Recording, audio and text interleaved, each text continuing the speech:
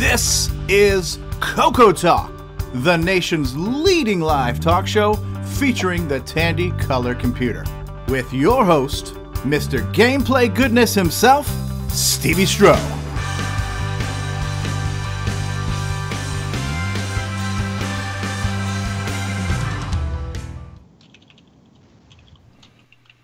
All right, everybody, we're here, and welcome to episode 36 of CoCoTALK, the first CoCoTALK of December.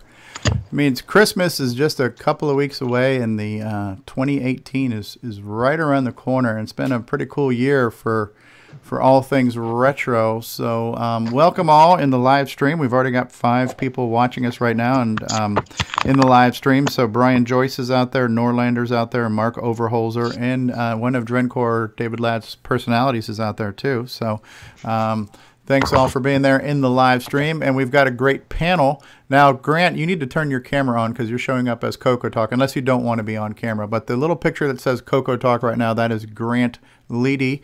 Welcome to the show, Grant. Thanks for being here as always. Okay. He might be coughing. He might be, yes. Okay, so Grant is a little under the weather, but he's here with us, and he's still managing to be the Skype engineer. Next to Grant, Mr. Ron Delvaux, of Ron's Garage fame. We don't know what he did before Ron's Garage, but that's how we know him now, as that celebrity. Of too many fames to mention, but Mr. L. Curtis Boyle is with us from the Great White North. Hello, Curtis. Hello, everyone. Wearing a stunning CoCoTALK t-shirt, Mr. Mark Overholser is with us. Back after a week. We gave Sir David Ladd a week off. It was in his contract that he does get paid time off. So after his little holiday, he has returned to us, Mr. Sir David Ladd. Welcome back, David. Glad to have you. Welcome, everyone. And hey, if you're paying for time off, I'll take next week off. We've got a new member to the panel here who we'll get to know in just a minute here. Brian Joyce is here from Australia. Good day, Brian. Good day, Steve. Good day, it is in my contract to always have an Australian on the show. So since Nick Marentes is not here, we do have a stunt double for him. I'll try and channel Mr. Marentes. Ease of use. From sunny California, Mr. Steve Bjork is with us. Steve, thanks for being here. Hey, how's everybody doing today? We're doing good. And out there in Texas, where everything is bigger, we have Mr. Richard Lorbieski with us of Boise Tech. How are you, Richard? I'm doing great. How are you guys doing? We're doing fantastic. Howdy, y'all. Howdy. Howdy, partner. I'm the one that should be speaking. Look at my icon, speaking that way. Oh, wait a second, folks. My producer is letting me know this just in here, but I believe esteemed game author and retro celebrity Rick Adams is about ready to join us. Rick Adams, welcome to the program. Hello. Welcome, Rick. So we are in episode 36, and before we move any further, I would like to just recognize that we do have a new person in the panel, Brian Joyce. And Brian, I'm sure, obviously you're not new to the CoCo. I see actually it looks like Temple of Ram in the background there, possibly Dungeons of Dagrath too, a couple of great classics, a couple of CoCos in the background. And I know you're not new to the CoCo, but you're slightly new to being in some of our little community discussions with Discord and Skype and stuff. So you want to tell us a little bit about yourself, when you got into the CoCo, and then fast forward to what you're doing today in the retro hobby? Yeah, no worries, Steve. Thank you for that. Just want to start out probably by saying that one of my screens is dedicated to the member who just joined, Rick Adams. It was my first game, my first ever game for the CoCo. Hooray! So, yeah, it's an awesome game. I love it.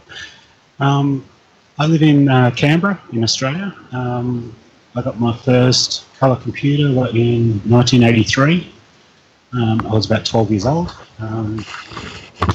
It was a 16K colour computer, and I had no cassette player, no disc, no cartridges, nothing, just the computer itself. So every time you turned it on, it had to be programmed in some way, which was fun. And I lived in a small coastal town at the time, so we didn't really have a sort of a Radio Shack or a candy store very close. Our closest one was about 50 kilometres away, or about 30 miles. And yeah, so I eventually got the first game, as I mentioned before, was Temple of Rom, and finally got a cassette recorder, and the next one I think was Dungeons of Dagger. So the two games behind me, the two that I first got. So living on the coast, there wasn't any sort of access to, or didn't have much access to books and Rainbow and all that sort of stuff. So all the stuff that I did on the computer was self-taught, which is why I don't know assembly. I've mentioned before, I have a 6502 brain that just doesn't hold things in its memory. So so I haven't got into assembly yet, and I'm only 47, so I've got plenty of time to go. And yeah, I think like most people's stories, I think I pretty much owe what I do now to the CoCo. I'm a web application and web application programmer and designer. Recently changed career paths though, so I'm getting more into financial stuff. But yeah, I owe my career to the CoCo, I believe. Yeah. Very cool. Very, very cool. Well, we're glad to have you. Thank you very much. It's always nice to have some new blood into the show. A little shot in the arm, give us some invigoration. So definitely nice to have you here. And we are back for week 36. This is the the first episode of December, and so I guess one of the first things that we'll go around the room and ask everybody is anybody working on a project right now that they have an update they want to share with us, or did anybody pick up anything cool on eBay or anywhere else, any projects or acquisitions or updates? I just posted my Atari CoCo do Atari project. Okay. Up on Facebook. And what is the code name for that project? I can't even remember what I think I called that Project Mercury. I think Project Mercury, because last week you teased at several project code names. All right, so one of them now is say it again. Mercury. This is the CoCo to Atari joystick adapter. CoCo to Atari joystick adapter. So it will probably be similar to the one that John and Neil have, which is the Sega joypad adapter. Yes, the difference in mine is his joystick adapter, the Sega one. His is completely compatible with the Sega the 6-button one. Mine would only work with the B and C buttons. I don't have anything that would. I couldn't put all that inside the little DB9. So the only difference is mine is the design's been around for 30 plus years, right? With the 4066 chip. So what I decided to do was to make it all compact and put it inside the DB9 connector. So it'll just be like a little seamless connector. Okay, so it's basically like a dongle, like the pigtail thing that just has one end is a female for the joystick, the other end's the male that goes into the CoCo? Correct. Okay. You just plug it in, put your Atari joystick in there, and or your Sega gamepad, the 3-button one, and it should work. Okay. And so you would end up needing two of these cables if you wanted to run two joysticks? Correct. Are you selling them in pairs, or are you selling them individually? I'm going to sell them both individual and in pairs. Okay. Hopefully I'll have them out in about 2 weeks. The electronics, if you look at the picture, I just posted it up on Facebook. It's very, very small. And hand soldering these things are completely out of the question, even though I might be pretty good at soldering. But this is just too intricate. So I'm going to be... I have an oven on order to where I'll... put these into the machine and have them soldered that way. And it's going to take about 2 weeks to get all this done. Okay, I'm going to switch over to full screen right now. For those watching at home, we'll be able to see it. So yeah, this is And this is what she says to me a lot, but this is really tiny here. Yeah, so that would be the Atari side. The DE9, yep. Yeah, the Atari side. So you've got a little tiny circuit doohickey in there. You got some wires going off of that, and then that goes into the cable that goes to the 6-pin DIN then, right? A 5 or 6-pin DIN. Yep. Now, is this going to be CoCo 1 Correct. and 2 and 3 compatible? Would this work on a CoCo? Yeah, a lot of this, what it was. We're losing you. This will work on the 1, 2, and 3. Now, the CoCo 3 has the 2 fire button. Right. Can you hear me now? Yeah, we can hear you. Yeah. Yeah, we hear you. Or do we? Lost him doing it. again. Yeah, damn NSA Okay. tapping going on again. Oh, okay. Anyway, yeah, it's compatible with the CoCo 1. We got a bit of a lag here. Yeah, the NSA does not want this information out. This is going to change the world. This is the next best thing to like renewable energy here, and the Evil Corp does not want the world to know about this. Apparently. Yes. Okay, can you guys hear me now, or? Well, you keep talking, and we'll tell you. Oh, okay. Well, anyway, it is CoCo 1, 2, and 3 compatible. Just remember, the CoCo 3 has the 2 fire buttons. Yes.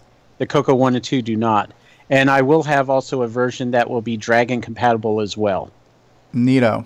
And what was the main difference? I know there was a difference in a connector somewhere. One system had one less pin than the others, and that's where I'm drawing a little fuzzy blank there. Right. The Dragon is a 5 DIN connector. It's a 270 degree connector, and it takes most people, what they do is they cut the center pin out of the joystick adapter. The ones I'm going to be selling will have that already removed for the Dragon. Okay. So it's just one pin difference. And I wasn't sure if that difference was between the CoCo 2 and the CoCo 3, because I knew the CoCo 3 could read an extra button. Very cool. What do you anticipate the street price of that product to be? It's free. Free. Yeah, you're breaking up. I don't know if it's my end or It's got to be your end. But Yeah, everybody else is fine, so I think Yeah. it's No, we were asking you, what do you expect to sell the cable for? If you can hear me. it's single cable is going to be $15, and then in pairs is going to be $22.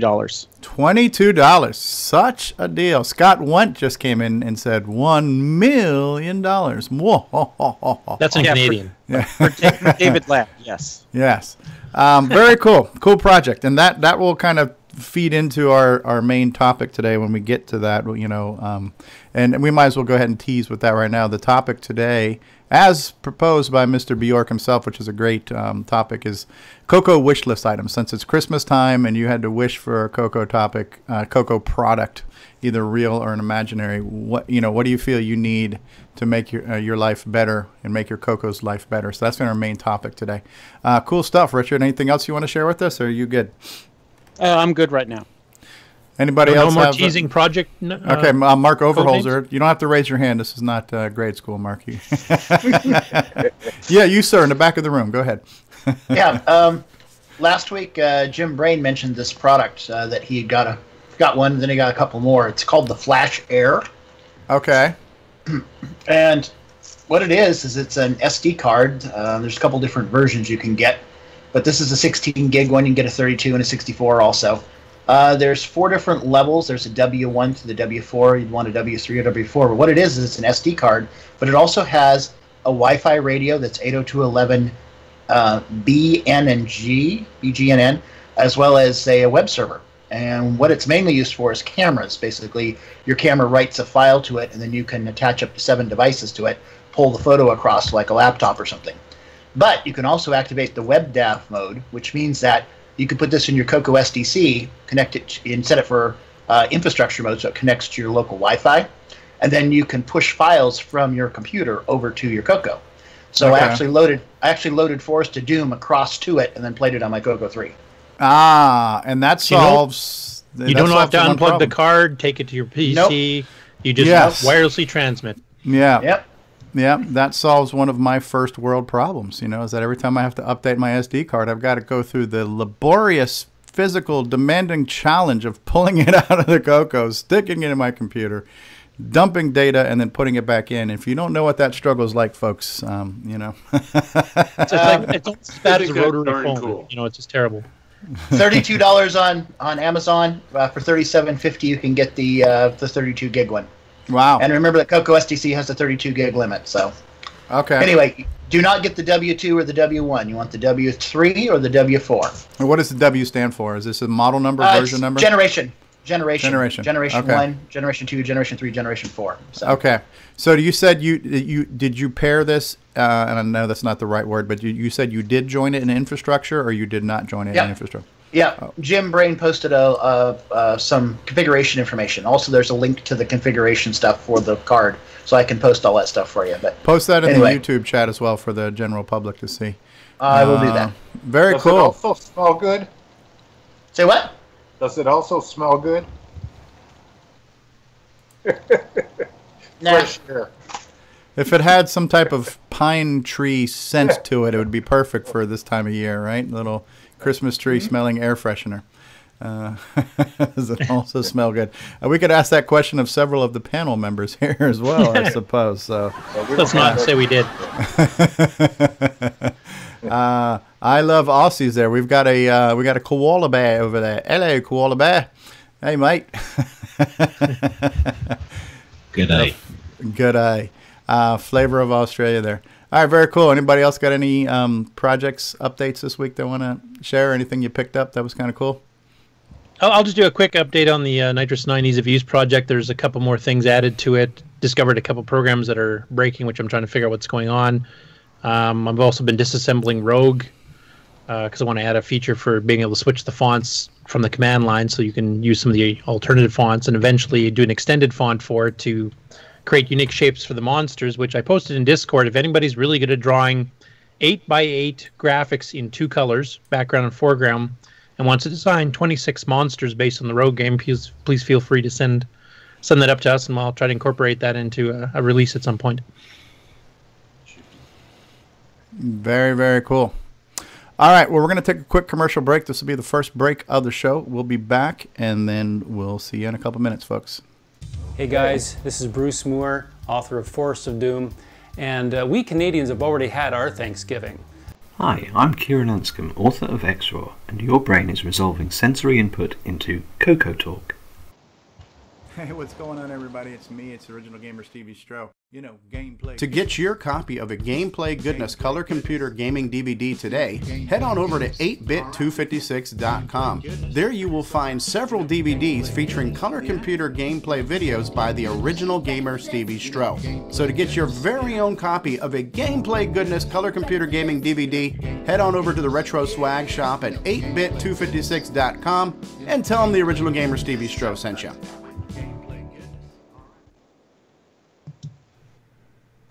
All right, the first of many shameful plugs. So the next thing we want to talk about right now is I want to get into a little bit of feedback of what has been going on here this week. And so what I would like to share with you guys right now, let me see if anything has changed right now. When it comes to downloads, we're very close to 3,300 downloads right now. So we had just broken the 3,200 audio download last week. And we're close to 3,300, so we're definitely, averaging that 100 podcast downloads per week. Right now, it's looking I'm sorry, like... Steve, but 3,200 of those are mine. Sorry about that. Don't be sorry at all.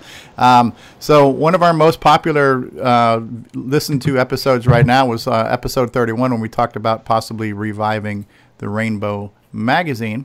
And when we look at just last week's episode, which was just, again, I'm gonna consider changing the release schedule, but that was released yesterday, late yesterday, and we've gotten 53 downloads right now on that episode, and that's not bad for only being there a couple of days. Right, so I am toying with the idea of possibly releasing the audio very shortly after the video. and seeing how that affects things. And I also wanted to talk about a little bit of feedback that we got from our YouTube comments. So Steve Powell had posted a question. Does anybody know where we can purchase a 6309? Now, I know that Richard had mentioned something, but I don't think I actually responded back to Steve Powell yet. So I'll have to make sure I get back to Steve for.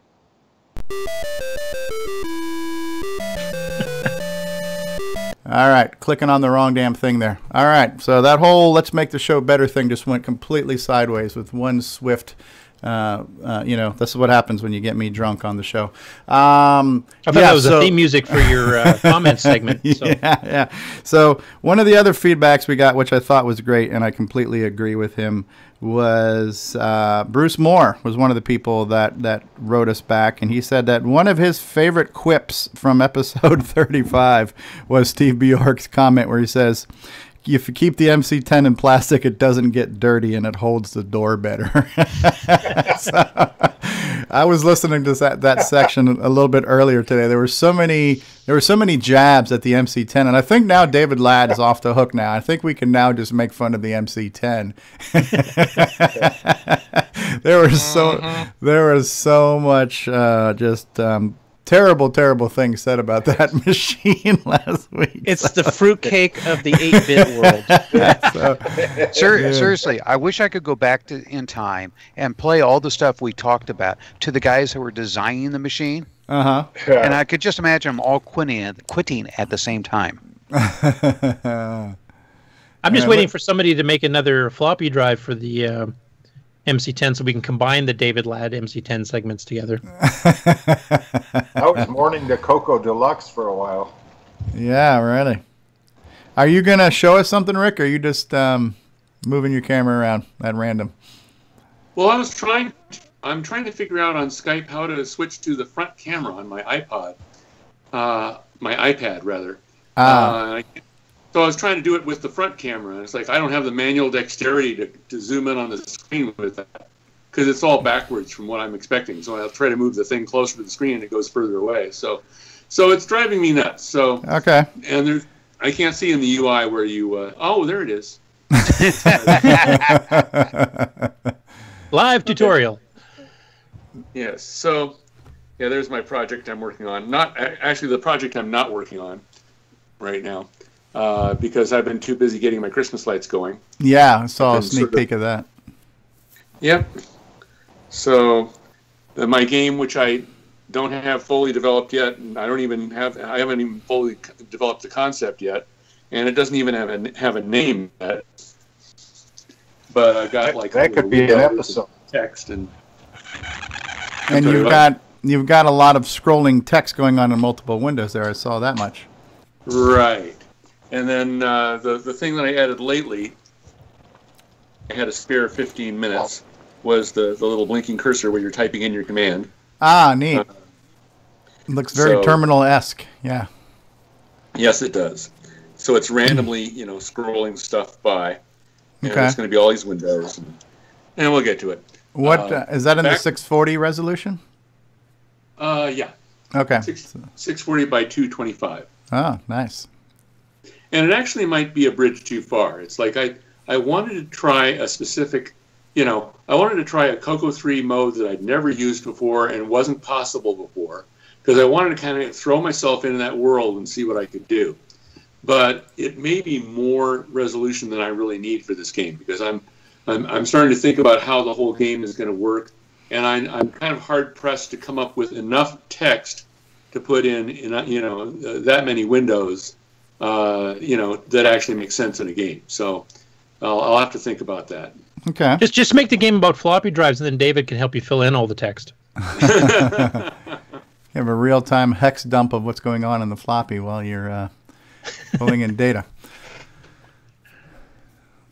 That almost sounds like a cool idea for a game, like Floppy Explorer. Kind of reminds me of the what was that movie where they put people in a submarine and put them inside the body? And the original one from Fantastic Voyage. Imagine that. Imagine getting down to the molecular level and like surfing the tracks and driving around looking at the bits of data on a floppy. That actually might be kind of a cool game. Yeah, or you can have two viruses battling out on the floppy, like the old Core Wars game.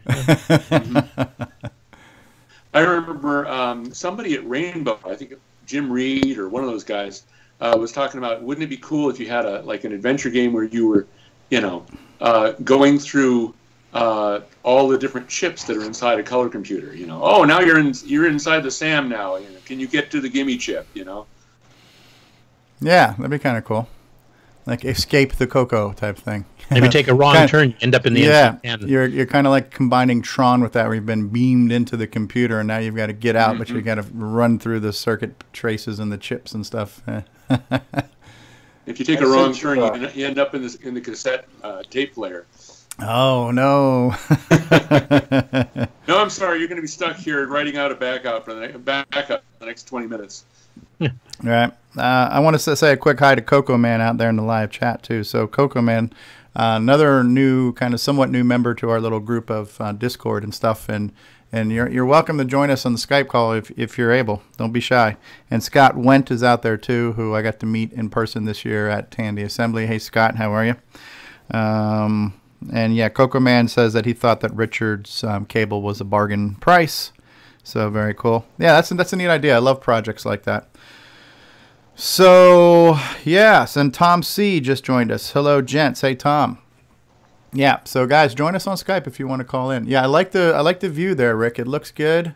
It's a nice windowing system. It looks like something that it would look completely unordinary if this was running on an IBM PC, because that's exactly what it looks like, as a traditional PC. Oh, yeah.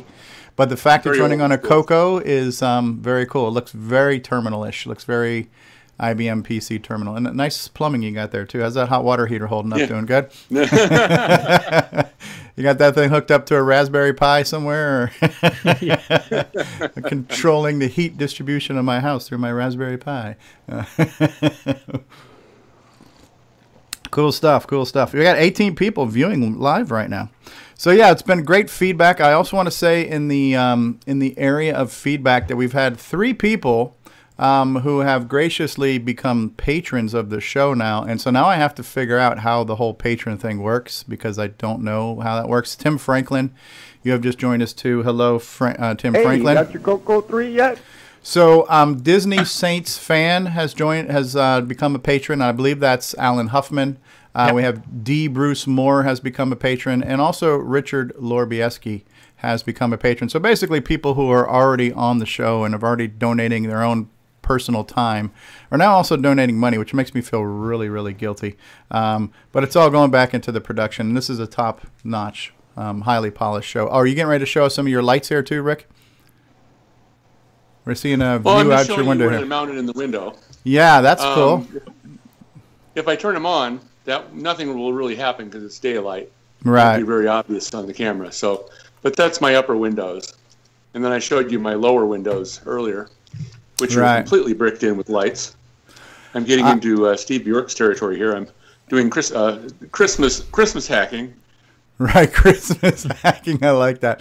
I'm going to see if I can find that on Facebook real quick.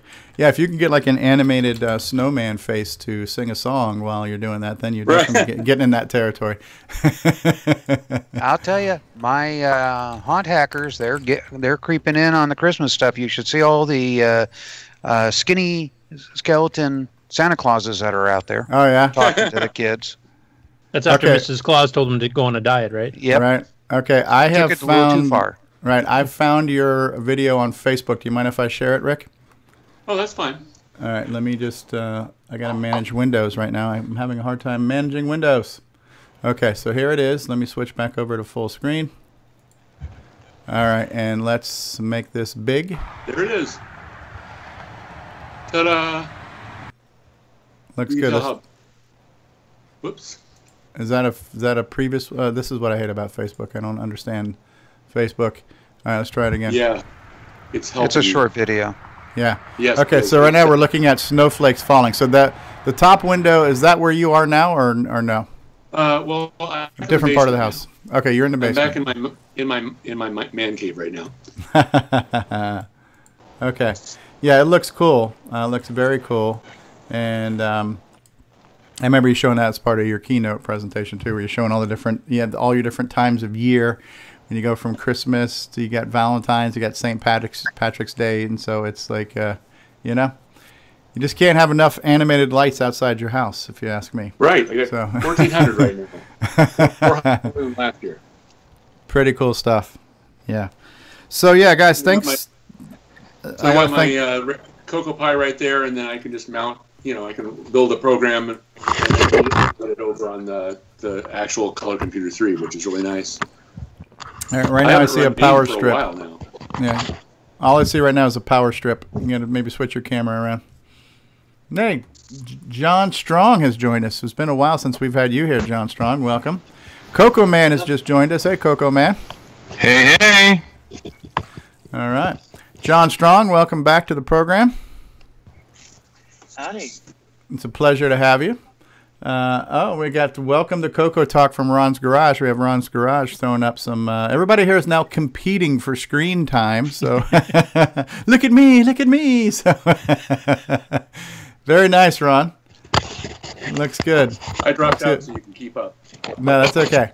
Looks good. Welcome back, John Strong. And real quick, though, too, since we have a brand new person to the panel as well, Coco Man, why don't you give us a real quick introduction of your backstory and your front story, where you started from and how you got back into the hobby now. And welcome to the program, Coco Man. Oh, thanks, Steve. I didn't know there was going to be a test, but okay. I got my first Coco back, I think it was about Christmas of '84. It was a 16K Coco 2. And had that, actually still have that, and working on getting it running again. And last Coco event I was at was PenFest 2000, so that's been a while. And other than that, just what am I thinking here? I got my Popstar Pilot, okay? And a Forest of Doom. Just all right. Got those, but shameful plugs. Yeah, it's very shameful plugs. I got into your, I found your videos. I think it was the Donkey Kong clone, the King. Okay. When I was playing with some Atari stuff, and that's what led me to digging the Cocos out of storage. And I got 3 that work. I have several that don't. That's my project right now. Very cool. And so you're playing on real Cocos right now, not emulators or anything else? Absolutely. I'm more for real hardware, although I do have VCC. I've played with that a little bit. Just it's so easy to get set up, but I like the hardware. Where do you live? I live west of Pittsburgh in a small town in Ohio, best described. Yeah, we were talking last night, I think it was, or yesterday, and you were saying, man, if I only knew about Tandy Assembly a week before I could have been there. That kind of sucks finding out about something in your backyard after it's already over. A week too late. I just, oh. Well, there's always next year. Absolutely. And there's Coco Fest this year. If I can make the trip to Chicago, I may do it. It's about 8 hours to Chicago, and it could happen. I'm crossing my fingers. You're a lot closer than a lot of us. Yeah, yeah. Very, very cool. To see your setup there? Absolutely. Well, I'm actually not near my setup, although I can. I'm sorting some things out. I have a RS-232 pack sitting here, and sounds like one glad. I got a high-res joystick interface. Nice. Now you're just bragging. And I found the one here I modded for, I think, what was that, Coco Max 3 that got the 2 switches.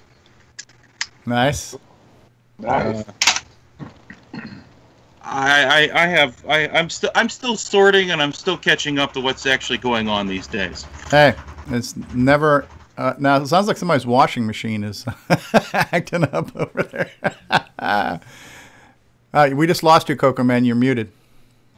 That's me. That's the spin cycle. Oh, okay. All right. Well, welcome to the show. We're glad to have you on. It's good to actually see you and hear you now, because we don't always get a chance to talk even when we're on Discord. So Great to have you here. A couple of new faces and voices to the panel. And not necessarily a new face, but a face that we haven't seen in a while and with voice we haven't heard in a while. Mr. John Strong of Strongware. How are you, sir? Hanging in there. Well, we are delighted to have you back on the program. Ooh, what do you got there? Well, this is a prototype for the case for the Nano CoCo with the analog board. Ah, nice. This is the Roger Taylor CoCo on a chip? Yes. Okay. Yes. Okay.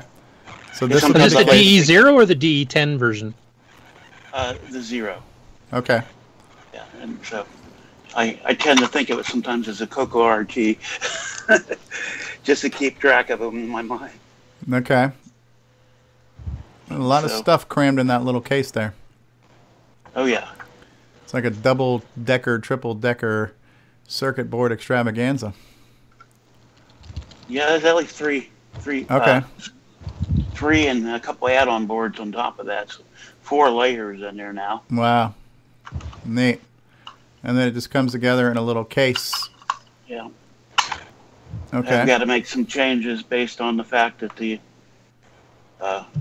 analog board is bringing the power out to the side and such. So and that's neat. Just got this Monday, and so I've made a little bit of progress. Okay. So yet another 3D printed case from Strongware. It seems like whenever there's a new community project, John Strong's the man to wrap it in plastic. Yeah. And I've done a little bit of CoCo graphics work, working on some of the character sprites for Handy Andy. Very cool. So getting some of those done, but behind here like crazy. Right. You planning on being at CoCo Fest this year? Oh, yes. My wife has been reminding me it's 4 months to CoCo Fest. You don't have your stuff ready yet. It's 4 months to CoCo Fest. How many other people have their wives nagging them about CoCo Fest right now? That's actually pretty unique, I would have to say. Unless they're trying to get rid of you for a weekend. Go, get out of here for a weekend. Yes, she comes, okay? Yeah. All mine does is tell me how much we can't afford it, so... Mine just tells me you got to book that flight. There you go. It's great. Very great. Well, it's good to have you back on. So you were kind of playing catch up, but earlier in the show we were asking people for project updates, and we just saw some of them from you. And the lead story that we're going to get to here in just a minute today is going to be what is your CoCo wish list. That's going to be our main thing. And Ron has a segment from Ron Garage. David, did you want to talk about anything this week for a Tech Talk?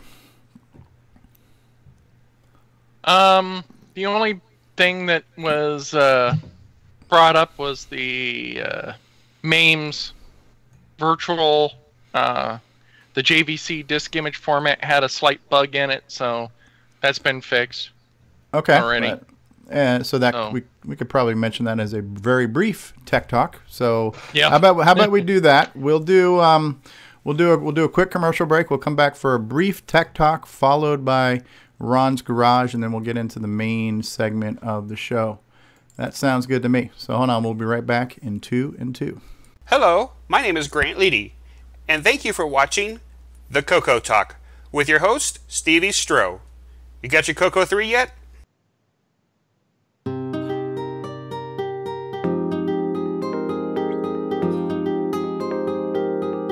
Where can you catch all the latest news and information about the Tandy-colored computer and compatibles? Oh yeah, I'm talking about the CoCo Crew podcast. Dig it each month. Join John, Neil, and Mike as they lay down the latest news and information about the Radio Shack Tandy-colored computer and compatibles. Groove to interviews, tech segments, and discussions all about the Radio Shack Tandy-colored computer. Strut your fine self over to www.cococrew.org and start listening today. CoCo Crew Podcast. Keeping it CoCo, dig?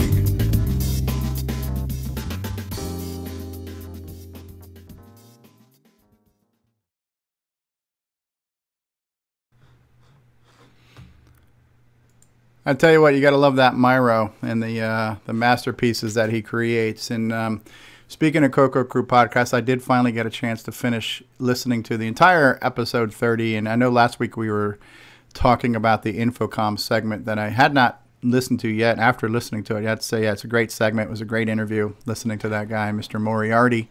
I always think of Sherlock Holmes as soon as I hear that name. But the thing that the biggest takeaway was, and I know there were some really cool stories, and once again, like Curtis says, no teaser. So if you haven't heard it, we'll let you hear the stories for yourself. But the greatest takeaway, the two takeaways for me was, number one, hearing this guy tell us how enamored he was with the 6809 back then, you know, and of course, I'm sure he wasn't really aware of the extent of our community and how, you know, a lot of people are fairly knowledgeable on the hardware at this point. But him like this explaining to it with such enthusiasm, man, this chip was so amazing after working on the 6502 and working on this thing. It was like a 6800 with 8-bit registers, and it was, you know, just telling us all this stuff. And in the fact that he's even saying that he was using a cross compiler back then. I don't know how often that was for some of the smaller CoCo developers, but you know, it seems like that's what most people are doing now today, using a cross compiler on a modern PC. So I thought that was kind of interesting too. But yeah, it was definitely an interesting story. The other cool thing too was hearing that how the Atari 800 could have possibly almost been released with a 6809 processor as well. And what a formidable machine that would have been. That could have been almost a literal arcade machine having that hardware, because a lot of arcade machines ran on 6809. Now, Steve, if that happened, you would never see me programming for the CoCo. Well, the Atari would have been the CoCo at that point. Yeah. It had a sound chip, a sprite chip. You know, it would have been perfect. Yeah, so I thought that was kind of cool. All right, so we are going to do a very, very brief tech talk with David Ladd. But before we do that, you know, professional show here, we got to do the proper lead in here. So hold on one second while my engineer in the booth here switches scenes. It's time for Tech Talk with David Ladd and Curtis Boyle. Take it away, tech dudes.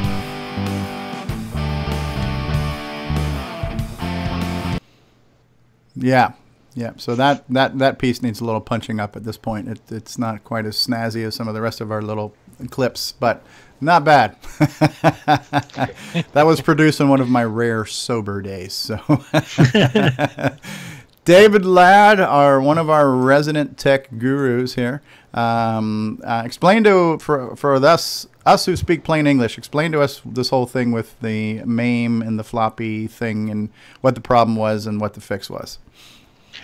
Well, the problem was that MAME, when you'd mount the Zenix disk image, MAME would literally crash. It would just boom. It was gone. And Zenix here, we should mention, is the game by Jeremy Spiller, not the operating system. That is a clone of Unix. And so basically, I was looking at some of Ron Klein's posts that was on the MAME devs website, and they went back and forth and found out that there was a bug in the JVC floppy disk emulation stuff, and one of the devs found the issue and fixed it, and now the disk image loads correctly. Oh, great. So, but what specifically was wrong, don't know, because I just found out like this morning. So okay, very cool. Now, has that fixed version been released yet, or is that still upcoming? No.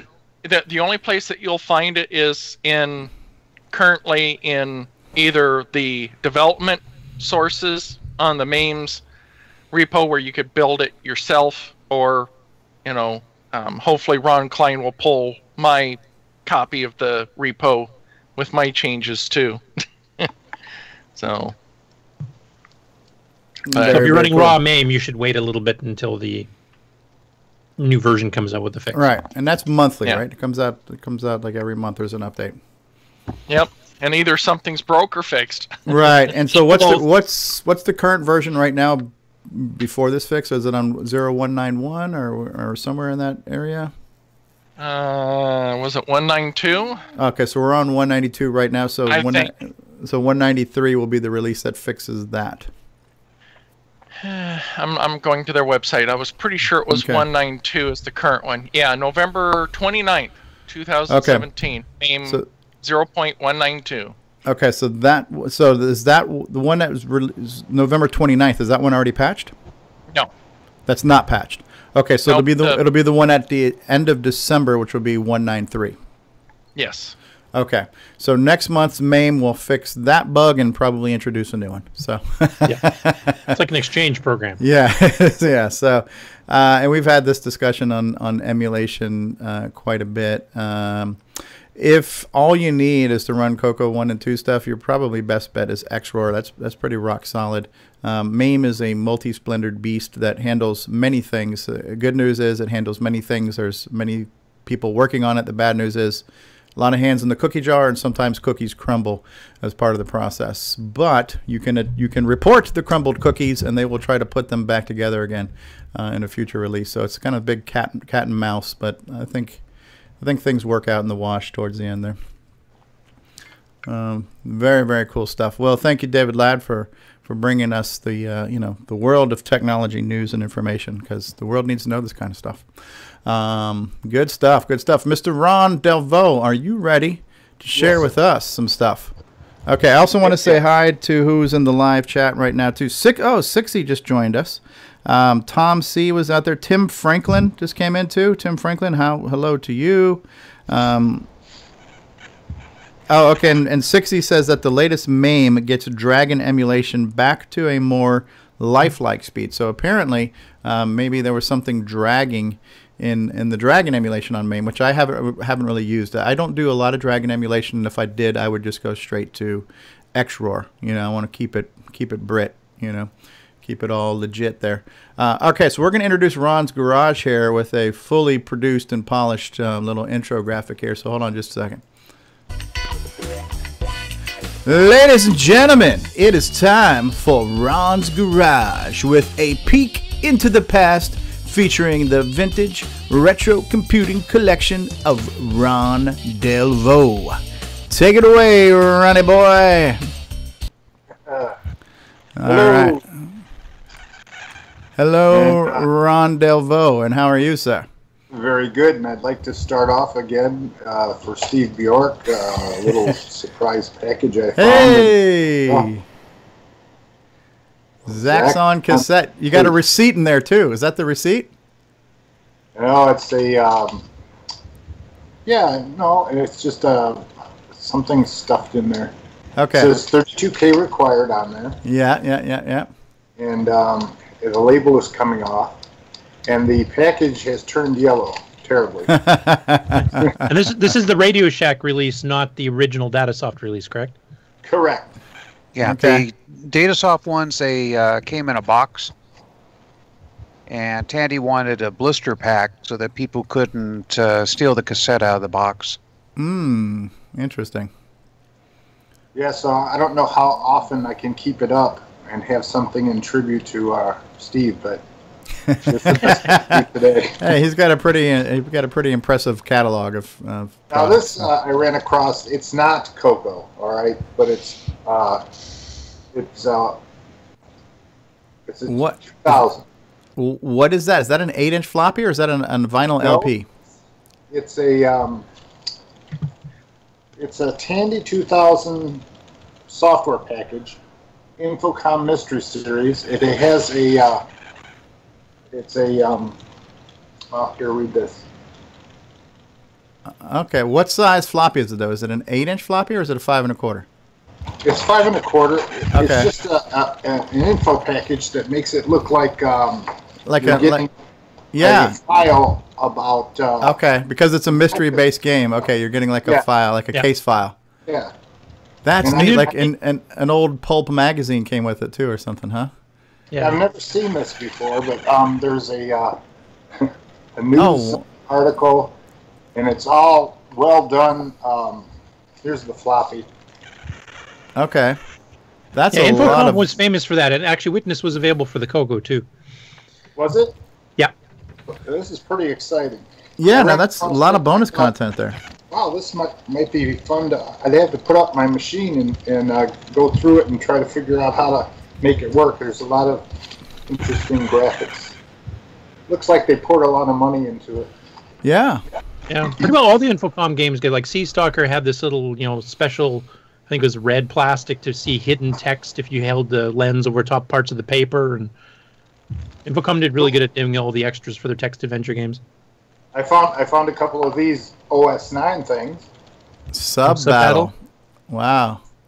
Yeah. Sub Battle. I got a couple of those. I got Rogue. Is Rogue OS 9? Yeah. Yeah. Wow. That's the one that Curtis is patching right now. Yep. And what about Thexter? Yeah. Well, that one was a cartridge. That was a cartridge, but it's been ported to OS 9. You see the price on there? $2.99.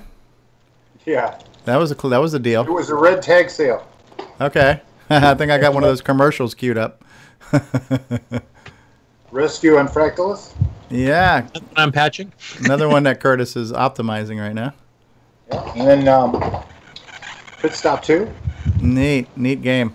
You got that's on one of my DVDs. I played that one. It's not released to the public, but on my CoCo Fest 26 DVD, I'm playing that one. And you hear me swearing, trying to figure out how to work the gas pump. Microscopic Mission, very cool. Yes. Yes. Which is based on that movie you and Steve were talking about earlier. Yeah, the what's it, Fantastic Voyage. Yeah. And of course, the Dallas Quest. Do do do do do do do do. The only thing I remember about that game is the title screen and the multi-voice music. I don't remember playing it. I just remember being wowed by the opening screen on it. A little tidbit about that particular game: when we got the rights to it at Datasoft, we could use any aspect of Dallas we wanted, except for Who Shot JR, which was the hot thing going on at the time. Yeah. The license for that would have been tripled. Wow. Nice King's Quest packaging there. It's King's Quest. Was that 2 or 3? King's Quest 3. That was the only one officially released through Radio Shack. Okay. You got to point it towards the camera. Sorry, I'm with it. Okay, the Learning Company. Which program is that? Robot Odyssey. Robot Odyssey. Okay, very cool. Anyway, I dug this out. It's the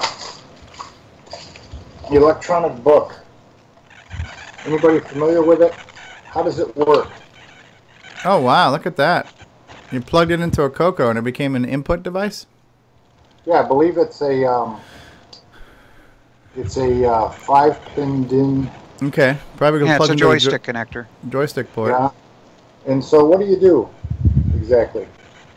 It actually worked in conjunction with the cassette. You would play it, and then it would ask questions or things like that, and you would then select, and then it would continue on, something like that. So it's an input?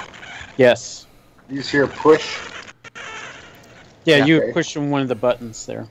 It smells like vinyl. Oh, wow. Very strong. Sixty says he thinks the Dark Pit can use the electronic book. Yeah, whatever the Dark Pit is. Tom C is asking just how big is Ron's garage? Considering he's not out in the garage today. Yeah, right. No, it's kind of like the TARDIS. I wanted better internet today. I got this for $1, and this has probably not even useful. Oh my goodness, video tech sub. That's cool.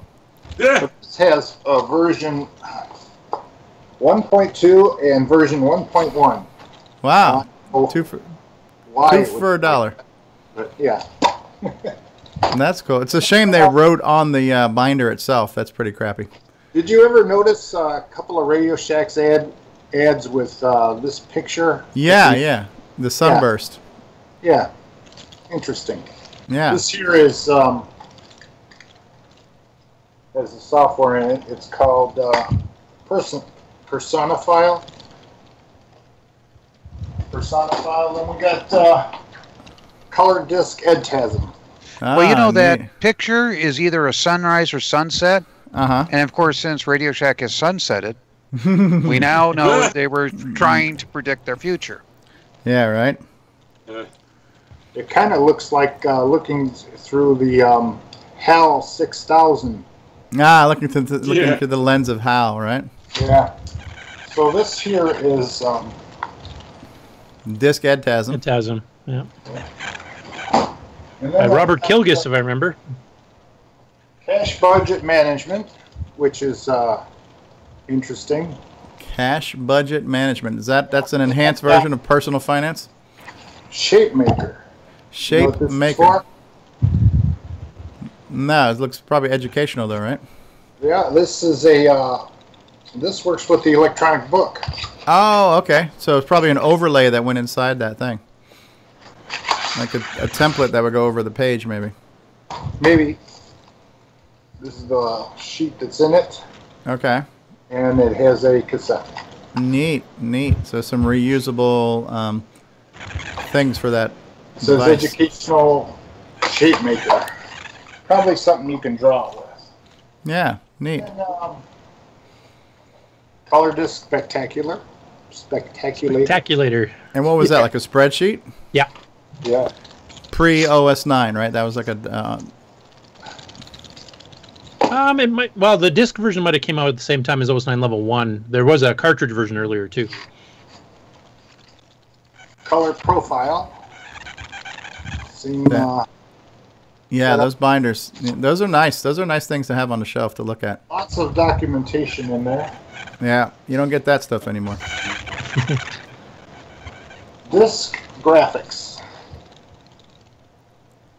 Disc graphics. Okay, so probably some type of art program that at least you didn't have to Maybe. save to cassette like the old art color. What was that? What was that color cartridge where you drew with? Art Gallery or Art Gallery. Yeah, that one saved to from tape, right? Micro Illustrator, which is Steve's, if I remember. Actually, it's called Micropainter. Micropainter. Yeah. Disc graphics. Okay, that's cool. You didn't have anything to do with that one, did you, Steve? Which one? The one he was just showing disc graphics? The one I had to do with, it was called Artist, and it was a vector-based drawing program. Okay. Disc graphics. Pretty cool. All right, so I got all that, and then the only other thing I wanted to talk about real quick was my CoCoMax 2, which is in there. I like the little LED lights you have going on there. Yeah, I have this deluxe mouse plugged into it, and it works rather well. Let's see if I can show you how it Yeah, works. look at that. That looks very... Yeah, the camera looks really good on this right now. Welcome to CoCoTALK. What a shame those fonts are that big, man. The font takes up the whole freaking screen. Yeah. Yeah, you had the font. The font had to work on a TV, you know. Yes, Yeah. you had to be able to read it on a TV RF. And this is written by Tim Jennison, who later on went to found New Tech and made the video toaster and the TriCaster and a bunch of other stuff. Wow. That looks cool. Now, did you draw that yourself, Ron? Yeah, I drew this. That's pretty damn good, man. You got some talent, son. You might have a future in this art thing. And then with, I drew... Yeah, you put some of these on your Ron's Garage page, huh? Yeah. I don't know if you can see Now, it. which version of CoCoMax was this? The one with the really bad the one with the really bad loading screen? This is CoCoMax 2. Okay. So that's Ron Garage for you for today. Just a bunch of little stuff I found in my garage. Thank you for watching. I wish I could walk out to my garage and just trip over stuff like that. I have stuff that I've gone through. I have a whole bunch of Model 1 stuff that I just found, Yeah. which is pretty interesting. A lot of books, a lot of third-party software pamphlet things that are cool to show, but I don't know who to give it to because this is for CoCo, not Model 1. Right. Well, I'm Save that looking for Tandy Assembly. Yeah, I'm looking forward to Ron's Garage sale one day. So it may happen. Very cool. Very, very cool.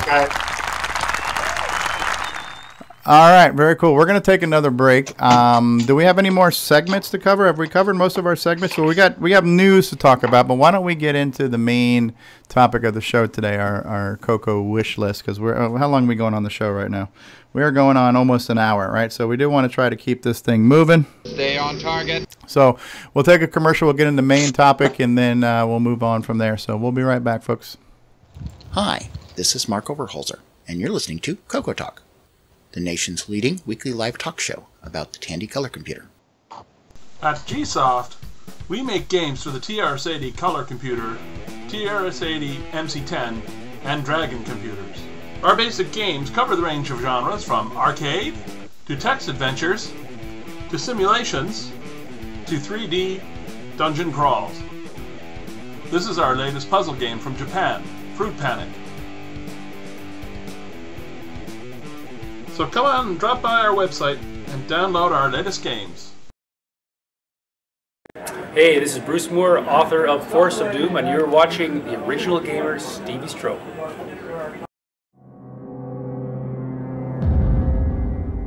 Many have tried. Few have succeeded. Can you defeat the Forest of Doom? Send your proof of victory before December 16 to fod@gracenote.ca for your chance to win the Chalice of Bravery. Ooh, what do you think about that? The Chalice of Bravery. And that just reminded me of something I forgot to mention. You guys all still there? Yes. Okay. So if you go to our website at CoCoTalk.live, which is where you can hear the podcast version of the show, where you can see replays of the show. One of the things I just added to the show is going to be a calendar. Or it is not going to be calendar. It is a calendar. So I've added a calendar. So if you go to CoCoTalk.live and you click on calendar, what I hope to do, once we have our show times narrowed down, we'll have them posted here. So like for today is what's December 2nd. We've got today's show time at 2 p.m. We're not exactly sure what time next week's going to go on. It'll probably be the same time. But what we are going to try to change the time every now and then. Like we might do some on a Friday night. We might do some earlier on a Saturday, just to accommodate varying people's schedules. So when those times are changed and we know the times in advance, we'll post them here. So the one that we do know for right now is going to be the one on December the 16th. And so what's going to happen then, if you guys recall, there was a winner for the first person to solve Forest of Doom, and that happened to be Paul Fiscarelli. But he also, not that he didn't earn his victory, but he also had the certain advantage of getting his book before anybody else. And so Bruce decided to have a second contest for anybody else. So you've got time. You've got a couple of weeks to try to win the game. And then this is going to be on December 16th at 12 p.m. So that show is going to be 2 hours earlier than the usual time. And so now you've just kind of been given some advance notice. So if you're staying on top of the show and you want to know when things are going to change, you can just go to CoCoTalk.live and check out the calendar, and we'll try to, oh, there we go. So hold on, Coco Man's holding up his Forest of Doom book. He's got his book. Very, very cool. Nice to see. It's a very well produced book by all means. And I'll just show something off real quick too. Now, Coco Man, did you happen to get Timberman? Has anybody gotten Timberman yet from Paul Thayer? I have not. Okay, so what I'm going to do right now is I'm going to do my own unwrapping of Timberman, because I've got mine too, and I have not opened it up yet. Did you get it, Mark Overholser? No, I haven't got Timberman yet. Not yet. I thought one of us in the group did. I don't remember who. So I'm going to go ahead and open that up, and I'll show you guys the packaging here. I don't know how well you can see it. Can everybody see this right now? Yep. Okay, Oh, yeah. so it's in kind of a very well-engineered Ziploc bag, which is kind of cool if you think about it. Old CoCo games came in pretty much a baggie. You know what I mean? It wasn't just your weed that came in the baggies. You got your games in that too. There is an actual like sealed sticker on the bag that's got a picture of the Timberman on it, or it's a guy holding a guitar. I don't want to break this seal. I feel terrible. How am I going to open this without... Okay, I just did it that way. Sealed for your protection. Yeah, sealed for freshness, too. So, hold on. Oh my God, it's still got that new game smell. So, so this is kind of cool because this is something that's been kind of new going around Facebook. But you're going to see now, this is a possible method of distributing software, but this is now distributed on an SD card. And so the SD card has got a very cool label on it. I'll take the card out just so you can see the entire card. And it's a full-size SD. It's not the micro SD adapter or anything. And it's got the picture that says Timberman. It's got a picture of the... Oh, is that Ron Delvaux here that we're looking at? So, Ron, are you the stunt double for Timberman? So this is the distribution medium, and the cool thing that Tim did, we were going to try to get him interviewed this week, but his schedule and my schedule were not able to align. So we will have a live interview with Tim, hopefully in the near future. But we've also got the packaging, and it's on glossy paper. And so he even says here that the original smartphone app is by Digital Medley. So he has really cloned a smartphone game, cloned it to the point where he didn't even change the name. But you have a color booklet. You've got some intro graphic screens. It's glossy. It's very nice. You've got pictures of everything. Very well produced. And there's a front and there's a back. Saving and loading and notes from the dev. Thank you for supporting new software development for the Tandy Color Computer. And thank you for your monetary donation to the CoCo Brothers software. And it looks like you've even got a little bit of an autograph there too. So yeah, I've got a nice little Paul Thayer autograph on there. So yeah, it's a cool package. When he distributed this, he had a couple of different options. This was kind of like the deluxe way to get the printed manual and get the physical media. You could have gotten a free digital download. For absolutely free, and then you could have gotten, I think, for $5 a digital download and an electronic copy of the manual. So he gave different options to obtain the product, which was kind of cool. You know what I mean? And so I played a slightly earlier version of the game. I haven't played the final version of the game, but it's a fun game. I'm having lots of CoCo issues trying to connect my CoCo to my computer to be able to see it and record it. So I'm way behind on CoCo content production, but in the near future, hopefully that will change. But yeah, so we might as well show that off too. Very, very cool stuff. So as we lead into our main topic right now, CoCo Wishlist, the topic is, what do we wish we had for the color computer as either hardware or software? And this could be something that maybe used to exist but hasn't been produced in a while. So it could be, bring something back, or it could be something like, well, what doesn't exist? And if we're just wishing here, what do we wish we had for the CoCo that would make our lives easier? And the one rule is don't ask for a web browser, right? Was that the don't ask for a CoCo web browser. But other than that, the panel is open, the floor is open. What do you guys wish you had for your real CoCo right now to make your life easier or make CoCo experience better? I need to suggest something hardware based without annoying Jim Brain or Ed Snyder. We asked nicely. So I missed the first part of it. What was that, Brian? I was just saying, how do we ask for new hardware or suggest new hardware without annoying Jim Brain or Ed Snyder? Well, right now we're just wishing for it. So if you had a wish, what would you wish for? With any luck, they'll be listening. And it might be available at next CoCo Fest. Network card. Okay, network card. Would that be Ethernet hardwired, wireless, combination of the two? One, the other, both. Okay. 6E says a Gopher browser. I tell you one thing I wish for. I wish that the damn static would go away from this live broadcast right now. So. Yeah, it's coming from Ron. It's the FBI wiretap. The NSA is not wanting this information to get out. That seems to be. Hardware, wishing on one hand. The old saying, wish on one hand. And here's what I think some of the challenges. And we have John Strong here, who not only makes hardware, but also makes plastic cases for hardware. Maybe you can chime in on that too. But it's one thing to wish for something, and then sometimes these wishes come true. And I think one of the challenges we have is we have 2 or 3 different hardware solutions right now for the color computer, and none of them are being supported just yet because somebody's got to write software for the hardware. So, you know, that's you got to be careful what you wish for, because now that it's here, what are you going to do with it, you know? So you got to think about that kind of stuff too. Yep. Since you mentioned my name, I'll speak up. Yes, you got to have time to support the hardware, and I am planning to support as much hardware as I can. I do have both of the field programmable gate array systems. I don't have the analog board for the Becker system, but I do have one on order from Zipster for this next batch. And that was kind of the reason I haven't played with that, because I generally play with things with games. You know, not in the league as Mr. Bjork is, but yeah, I play. You know, at least I got a goal. Try to make a game as good as one of his. But it takes time.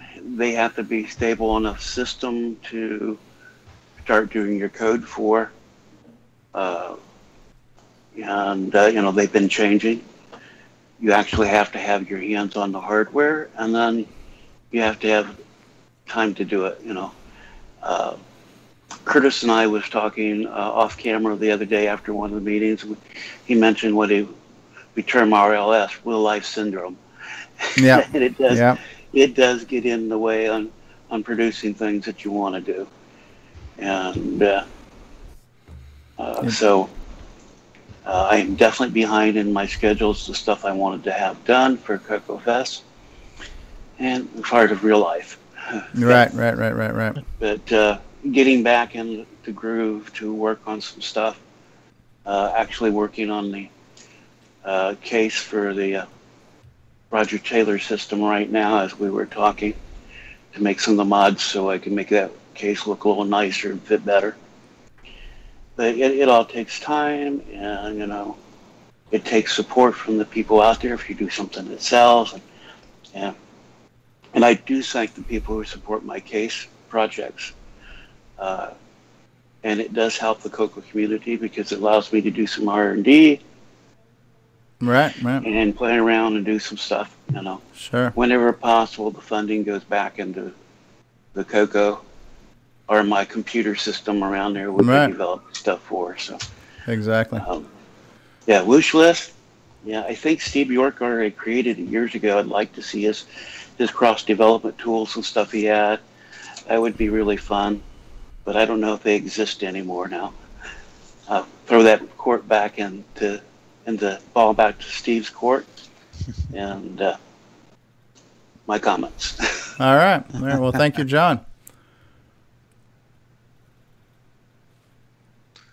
As far as any cross-development systems that I used to use, we're going back more than 20 years, and effectively, there are better systems that have come out since then, and more importantly, what was created back then probably wouldn't run on a modern computer, you know, modern PC. So I have to admit, I've been thinking about, mind you, it's just thinking, what would be to develop a modern cross-development system for the Color Computer 3. And just give me some more time to think about it. That'd be cool. Well, we do have something in a sense that you know, Rick Adams has been working on using the CoCo Pi to develop using the, well, I'm not sure what exactly was that, the LWSM. That's the William Assel Lost Wizard assembler that runs the cross compiler. Yeah. So basically from a Linux command prompt, you're editing and assembling your code. You're then connecting that to a real CoCo 3 with DriveWire and running it on the machine. Yeah. Well, I'm looking at more of a complete package, which would also work with graphics and sound too. Okay. So a whole toolkit with tile editors, sprite editors, things basically like that. Basically an IDE. Yeah. Okay. Integrated development environment. Yeah. And John Strong's got some of his tools that do that, that he showed us. And so then that question becomes, if these things exist, are they going to become, is it a proprietary thing that one person has? Would it be a commercial product you could purchase? Would it be a community gift? because a lot of energy would have to go into developing the tool, I would imagine, too. Yeah, right now there's no market to try and sell it, so it would have to be open sourced. Maybe there could be some support from the community via Patreon or one of the other services, something like that. Yeah. But yeah, you wouldn't be able to charge for it. Right. Yeah. You could sell manuals like we've been doing with games lately. So. Yeah. The book. And the advantage with Steve doing it, he has so experience in the internal workings of the games that his tool will be designed a little bit more for that. That's my problem is, I come up with something and I build it and build it works for me, but maybe not the best solution out there. And it's very specific for the way I do things. And there's a lot of things in the game development that I haven't played with. So, my tool doesn't support those options. Steve's experience would be invaluable in developing a tool like that.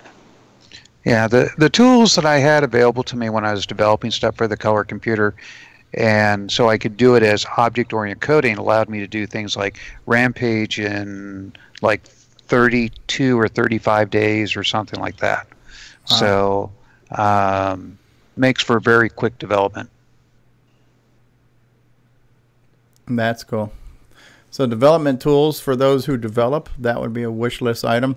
For those of us who don't write software, what do we wish we had as far as a must-have hardware item, or what piece of software do you wish existed right now, be it a game or a utility or something else?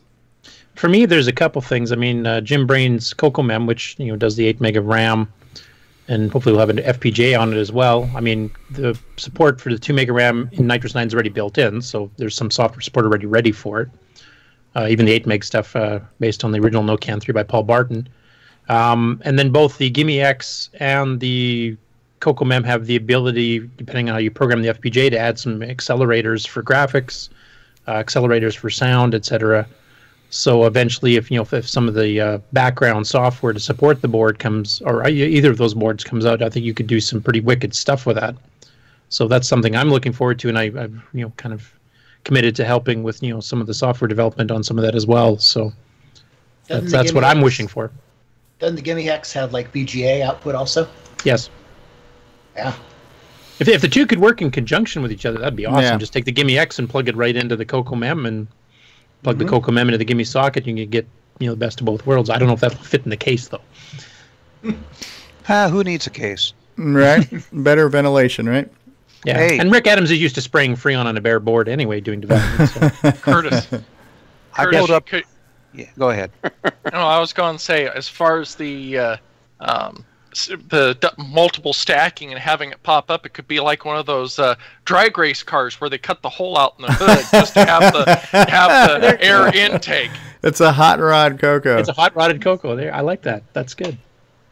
Yeah, one of the pictures I dug up for the interview that Steve wants to do with me is an old development system from the late 80s, and I think it was about the time I was doing Arkanoid, and it was a color computer that had its keyboard down below, but all the actual color computer was sitting up on a top shelf with the lid off so it would cool quicker, and then the multi-pack plugged into it and all that kind of stuff. So I had the computer up and out of the way while I had a case of a CoCo with its keyboard, and I'd be typing in on that. Wow. I remember that photo. Yeah. Okay. So Fedor Stamen, our CoCo nut in Denmark, one of the two.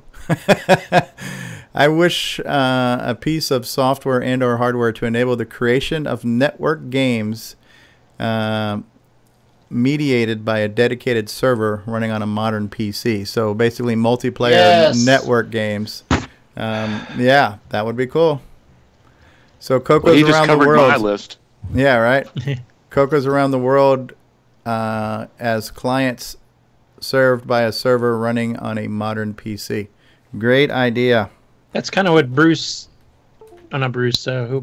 did with his one game he demonstrated. Brett Gordon. Brett Gordon, yeah. Global Thermal Nuclear War. Using IRC chat on a modern PC as your go-between. Great suggestion there, Fedor. What I personally am wishing for right now is I wish there was a simple way for me to connect my CoCo to my computer so I could record from it. I had the S-video adapter that died, and I do need to reach out to Ed Snyder. I did get the SCART to RGB to SCART cable, which I'm sure there's nothing wrong with it. But now my SCART to HDMI adapter, and I believe this is not uncommon, the output, the intensities of the color are so hot that you don't see the gradients in your colors. So something like Popstar Pilot, you just see a solid blue background. You don't see the red shades of red scrolling through the titles and stuff. So I experienced what David Ladd has experienced, what we saw in one of Bruce Moore's photographs too. So I've actually ordered a different box, and I'm going to take David Ladd's idea. When you order from Amazon, if something doesn't work, just send it back. So I'm going to send my other backs. I'm going to play musical chairs until I find a box that works. But apparently there's nothing less than a half a dozen different adapter boxes available for it. So I'm ordering a different box from a different manufacturer, and hopefully it will be different components. Yeah, because the one thing I didn't like about this box too is where the I keep saying HDMI, but where the SCART input was on it, it was a really crappy location. Because let me just make my camera big here real quick. But basically, and I'm not sure how well this is showing up with the lighting, but the SCART input is right next to the power input, and the cable's almost eating where the power goes. And I mean, it still fits and it works, but for me, that's just, I'm such a picky pet peeve type of person that I would not have designed it that way had I knew how to design it. So the other one that I have, where the power feed is on the other side where the output is, so the HDMI out and the power feed are on the back of it, and the SCART inputs in the front of it, and it just seems like the flow of connectivity seems a little better. But what really counts is what's inside, and so hopefully the processor and the output circuitry will be more conducive to these analog shades of RGB, Speaking of outputting a CoCo to a monitor, on the Show Us Your Tandy Color Computer on Facebook, Jolo posted a picture of his color computer playing Super Pitfall on his car's display. Hold on one second. Let me Show Us Your Tandy Color Computer. I'm going to pull that up where everybody else can see it. You guys can see. Unusual. Yeah, I would have to say that. Okay, so let me switch that over where everybody else can see it. All right, so this is a Facebook group called Show Us Your Tandy Color Computer. So right now we can see that he's got a Color Computer 3 in his car because, that's modern technology for you. All cars have computers in them now, if you think about it. So there's your CoCo 3, and here it is on the display. Look at that. Super Pitfall. I think that would fall under distracted driving laws. I'm sure. It says playing Super Pitfall on my CoCo 3 on my car radio's 7-inch display. Just can't drive at the same time since my car is standard. He's got a manual transmission, huh? So yeah. That is classic. Steve, did you ever think you'd be seeing your game played in a car? All I can say is with the laws in California about distracted driving, I just never imagined it. Well, those recent laws. I mean, when you release Super Fit. No, I'm just kidding. Yeah. Oh, we've had distracted driving laws in California for a long, long time. Just another reason an officer can arrest you. Another strange thing they showed on that site is a Color Computer 2 that's gray. Somebody's selling it. They painted it gray. CoCo 1.5. Right. Yeah. I should. Let's pull that up. I thought that was a bit ridiculous. Yeah. I think it's a cool project. I want to give him 100% hats off to a cool project. Well, he's thinking out of the box. Yeah. But the only thing that I was not crazy about, and I wasn't shy about sharing my opinion on, I just thought his starting price was a little high. Because he's asking for, and this is Carlos Camacho, who's done a bunch of stuff. I met Carlos this year at CoCo Fest. So here it is, and I'll pull up I'll pull it up on eBay.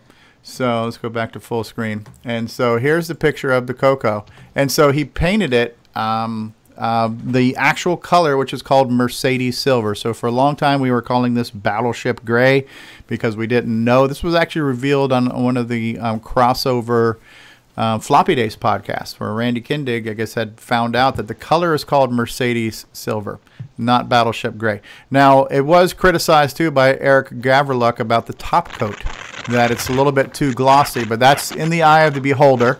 I would imagine this would be a good paint protector. But yeah, so it's a CoCo 2 with a CoCo 1 color. He said he actually cleaned these keys with, like UV lighting and all kinds of stuff. So I'm sure it's immaculate on the inside. So you see some really good detailing here of the paint. It looks very cool in the back here. Look at the detail on that. It's very clean. Super clean. And then look, you can just see the kind of metal flake texture there in the paint. Now, these are custom labels he created too. So this actually says 64K color computer 1.5 with a serial number. I'm not sure if that's the original serial number, but all the labels were recreated, which I also think is very clever. And then it comes with the RF cable and in the basic manual. Now, this is the chip he said he replaced because there's a chip that causes a yellow bar to show up on the side of the screen sometimes. So that chip was replaced and socketed in case it ever needs to be replaced. I believe he says he's changed all the capacitors too because those go bad with time. And then you can see how clean the output of it is right now, extended color basic. And then you can also see here too that the yellow bar on the side problem is gone. So there's definitely a lot of work that went into this, a lot of creativity and everything else. But you can see here that his starting price here is $150 and there's 0 bids on it. So I wish him well. Carlos is a great guy and he does a lot of cool things and he provides. The nice thing about anything you buy from him is you'll know that it works. You'll know that whatever was wrong has been fixed. So you're buying a highly functional machine. Hey, Ed Snyder is here. Welcome to the program, Zipster. So you know you're going to buy a machine that works. When you buy from a random stranger, you don't know if the CoCo is going to work. You're taking your chances. When you buy from Carlos, you can buy with confidence. And again, my only criticism is I think the asking price is a little high for my blood. You know what I mean? I'm not made out of money. If I was rolling in the dough like Curtis Boyle, famous software developer, maybe I could get a couple of these things, not think about it. So that's what I got to do. I got to make a project that I actually sell instead of giving it away. That's the problem. But yeah, that was definitely a neat project. He's done a few other ones too. He's done the Darth Vader CoCo that he painted all black. So it is neat to see a custom CoCo. And CoCo 2s are fairly common, so it's not like those rare unicorns. Like I don't know that I would do that to a CoCo 3. I'm not even sure I would do it to a CoCo 1. Yeah, he also he also makes that standard too. Anything he sells, he replaces the CPU with the 6309. He'll max out the RAM. So it is a fully loaded CoCo. It's clean. It's custom. Again, I don't want to discredit his talent and the things he does to it. I just it's a little too rich for my blood is my only comment there. You really can't follow him too much because, if he set the price too low, he just loses out on money. He can always set up high, nobody buys, and he lowers it. Yeah, true. Looks now we've just advertised for him. I'm sorry, Brian, what were you saying? I said it certainly looks better than my CoCo too. It's beaten up. Right. We just advertised for him. Right, we just did. We just advertised for him. So, and again, I wish him well, and I hope he sells it. And I'm sure whoever gets it will be happy with it. It's just, it's not going to be me. Although, and looking at the pictures again too, I think the top coat might be a little bit too much too. Maybe I agree if the gloss is a little too much gloss. But again, that's kind of in the eye of the beholder. Maybe if it was a mute or a matte top coat and it wasn't quite as shiny, that would actually look more like the original CoCo 1 did, because the CoCo 1 wasn't glossy either. It was very, very matte finished, Steve, could you put the picture back up again of it? Yeah, sure. Hold on one second. Maybe he did that to coat those stickers on the bottom and the back. Okay, so here we go. Yep. Well, it's got the better CoCo 2 keyboard on it. Yep. It's got the better keyboard. Yeah. No, just I tell you the honest truth, I think $150. not a bad figure for this machine. Now, if he's charging $75 for shipping, then I've got a problem. No, it is $33 for shipping, which is about on point. I've shipped a few things, so $20 to $30 shipping is about. Yeah, I'm pretty much okay with that too. Okay, okay. It looks amazing. I will not take away anything from that. It does look really good. I am kind of also struggling with how glossy it is. I'd have to see it in person to judge that. Yeah, true. It could be the flash in his camera is really highlighting that more than it happens. I don't know. It could be. It could be. Well, the other thing that you have to think about with glossy coats is that also helps with cleaning. Because then, you can just use a little bit of, standard cleaner and wipe it clean, unlike some of the normal paints where stuff gets in the pores and it makes it harder to clean. Okay, Fedor says he doesn't like it, but that's okay. Not everybody's going to like everything. So I think Carlos does a great service to the community by kind of pre-testing, pre-fixing, and selling. You can buy with confidence when you get from him. So that's a nice thing there. And it seems like I am outvoted on thinking on what the price for that is, and that's fine. You know what I mean? The thing about opinions is that everybody's opinion is their own. So very cool. Ed Snyder, we are very happy to have you joining us by text. If you wanted to join us by Skype, I'm not sure if you've joined the new Skype account, but it's anybody want to shoot out there in the YouTube chat what the or I'll just put it out there too. Where the hell's my YouTube chat if I have it open? So I'm going to put that out there. It's CoCoTalk at CoCoTalk.live. If somebody wants to add us on Skype to join in, and yeah, so Ed, I'd love to. I'll just tell you now in case you can't join us, but if you want to get with me offline, my RGB to S-video adapter has just stopped working, and I don't know if I caused it or if it just died of old age, but if I could possibly send it back to you to have you check it out, or if I could just request to order a new one, I don't mind paying for it. It's just really put a damper on me being able to use my CoCo and record from my CoCo. So that is actually my Christmas wish list, is a new way to plug my CoCo through my PC so I can watch it live and use it and record from it and create content, because I'm way behind on CoCo content. And I'm kind of spoiled now. I don't want to use an emulator because I have the ability to use a real CoCo, just not a good way to get a clean capture of it right now. So, does he have any SDCs available to purchase? Ed Snyder, the question on the floor is CoCo SDCs. Do you have some for sale? Who else has got a wish list item for CoCo? What do you wish you had that would make your CoCo better, make your life easier, make you happy on your CoCo?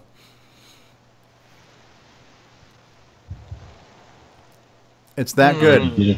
We're all happy. Yes. Not everybody started I want once. better sound. I want better sound. I want better sound. Better sound. I'm so upset, Tandy, for not taking the sound chip that they're going to put in the deluxe color computer and not put it in there. But their edict came down is that the CoCo 3 had to be cheaper to manufacture than the CoCo 2. That's the only reason why the upper bosses would allow them to make the CoCo 3. Wow. And that was part of the thing. If they threw that chip in there, it'd make it more expensive and they couldn't get it passed. But I'm still kind of upset over the fact that I never got a sound generator. And now we have a few. We have Ed Snyder's, what's it called, PSG, Programmable Sound Generator. Of course, when we say Ed Snyder's, Ed didn't invent the chip, but Ed released the card that contains the chip. And then again, we refer to John Linville's chip, which is made by who? Texas Instrument versus Yamaha. Or so you have a TI sound chip that's been around since what? The first century BC. So John Linville's using the TI chip, which is the same chip that was on the Tandy 1000. Ed Snyder's using a Yamaha chip, which was used on some other systems. I think John Strong had been talking about a sound chip around the same time. We're on the CoCoTALK. I don't know what the hell Mark's saying there. So Ed's saying he's out of SDCs right now. But John Strong had been talking about sound hardware around the same time, or even earlier than John Linville had released his official product. So, a lot of people are thinking about sound and working on sound. And then Jim Brain had a sound chip, I think similar to what Ed Snyder did, that he was thinking about putting on a CoCo Flash or something else too. So I actually have the prototype of that. Yeah. So if I had one wish list item, it would be for the Super SDC that had a lot of stuff on one cartridge, which would negate the need for a multi-pack interface. So an SDC with sound support and possibly another bell, another whistle, but something that was standard, something that was simple, because the problem we have right now, you got so many choices, we've got so few developers, and at the moment there isn't a commercial product taking advantage of any of these sound options. So whatever it is, somebody's got to write for it. Hey, Steve, all I want for Christmas is 512K. Ah, okay. I believe he's just down the street from you there, Rick. So true. Steve, was the CoCo Deluxe supposed to be like a CoCo 4, or was it a Deluxe CoCo 3? Or it came pre-CoCo 3. Yeah, it was pre-CoCo 3. Oh. It was basically an extended color computer 1. Okay. It actually came in a color computer 1 case. Did you read the Boise and Bill book, Ron Delvaux, the CoCo? I don't have it. No. Okay. They talk about it in there, and might as well do a shameful plug there since we're plugging the community. But if you have not gotten yourself a copy of CoCo, The Colorful History of Tandy's Underdog Computer by Boise Pete and Bill LoJudas, you should definitely probably grab yourself one of those. But one of the things they talked about in that book, and obviously Steve Bjork knows firsthand, he was there, but it was, and that's where the CoCo 3 keyboard came from. So the F1 keys and all that kind of stuff. The CoCo 3 keyboard is the only thing that was left over from the deluxe color computer. But I believe actually, they did change it slightly for the CoCo 3, but they ended up taking the 5,000 they initially ordered and sold them in the Radio Shack stores. Ah, okay. But it was going to have a version of the Speech Sound Pack chip built into the motherboard, so onboard sound, I think just without the PIC, though, so you didn't have to go through the PIC to get to it. Nor did it actually have the chip that created the voice, the talking. It just had, it was the same chip that was in the Vectrex. Okay. Okay. And there, Curtis has got a picture of it with the, you can see the function keys off to the side there. But and that's again, actually the deluxe motherboard in there too. That's the deluxe motherboard. So it could have existed. It did. But it did exist. It did exist, but the damn MC10 took all our damn VDGs away from us. No sound chip in there? Yeah, there was. Yeah, there was a sound chip. Wasn't there an RS-232 chip in there too, Steve? Yep. Yeah, there was a full-fledged RS-232 port in there. Ah. And it was mapped into the same place as the current RS-232 cartridge. Yeah, so it's compatible software-wise with all the terminal programs and OS 9 and everything else. And it did kind of play around with the graphic modes a little bit by shifting the phase on the color clock so you could change the colors, like that terrible pastel mode. You could shift the colors and get slightly better pastel colors, so it wasn't so terrible. Okay. So not a full palette register, but a way to kind of not be limited to the same 4 colors? Right. Yeah. Neat. And there was a version of OS 9 that was completed for it. I think Alan discovered it when they're going through the microware stuff, and they actually found the driver discs, including the drivers for the deluxe color computer for some of the hardware in there. It also had 128K of memory, too. Yeah.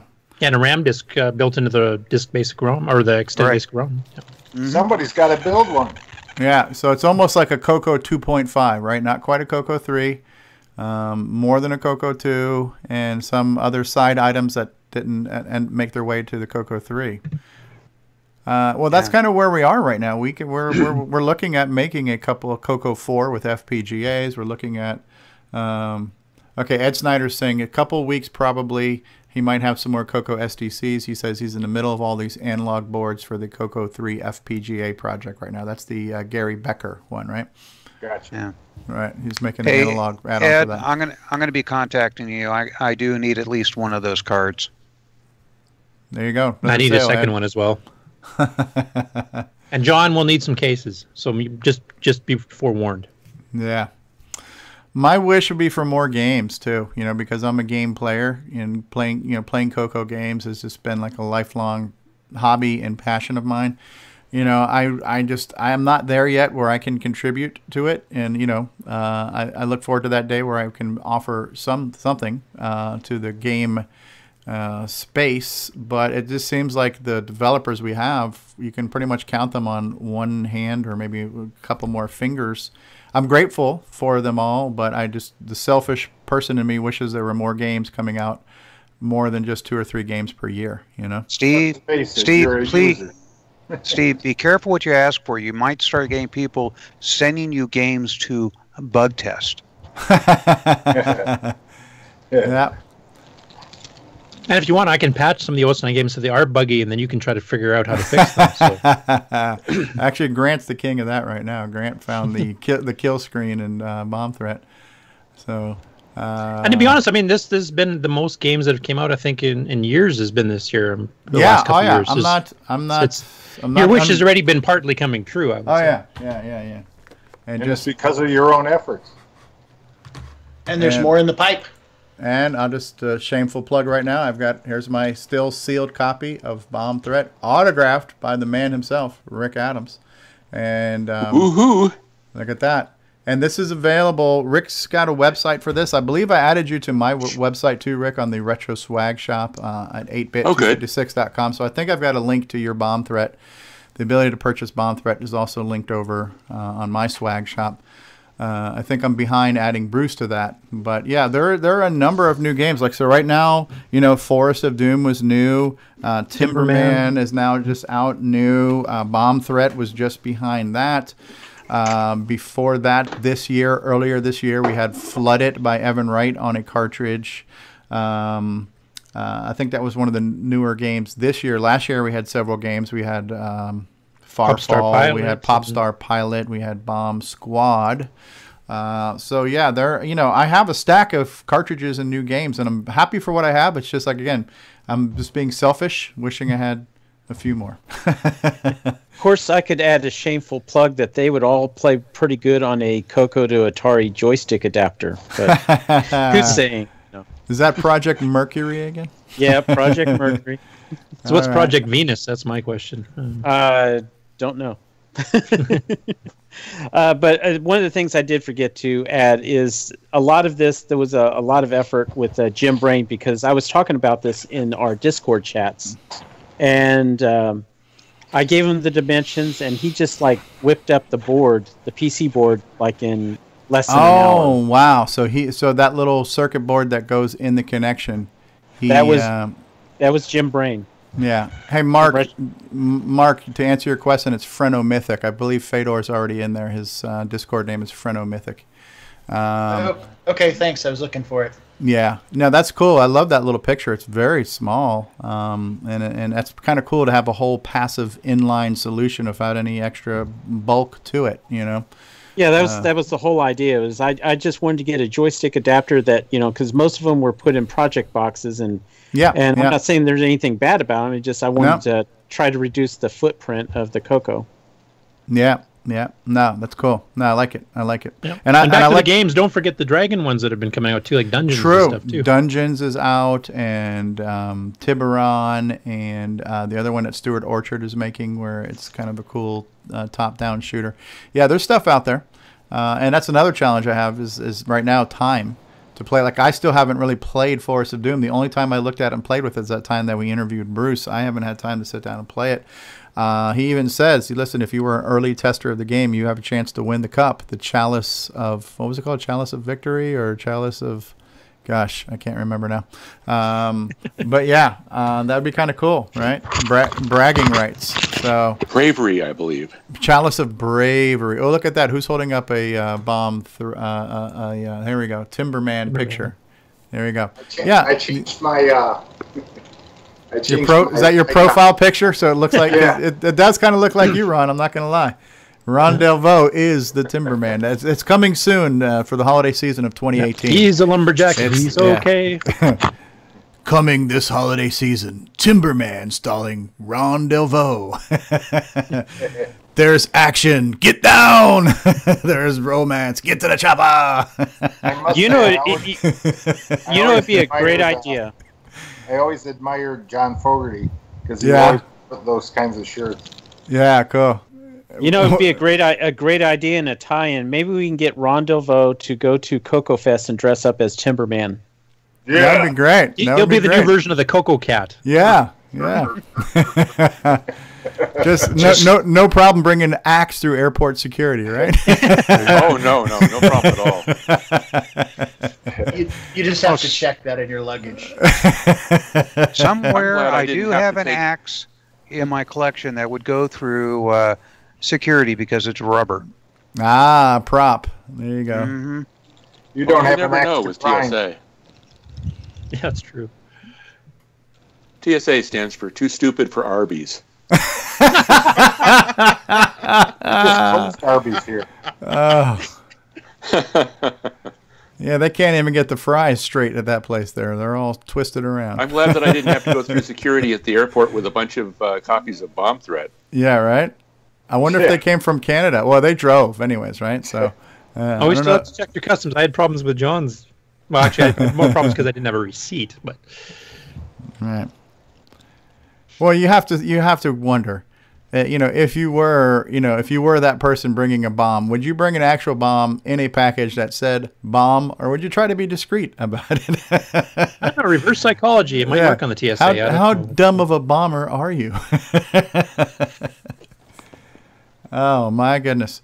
What else? Any other wish list items? Have we beat this one to death? I just wish I had a multi-pack.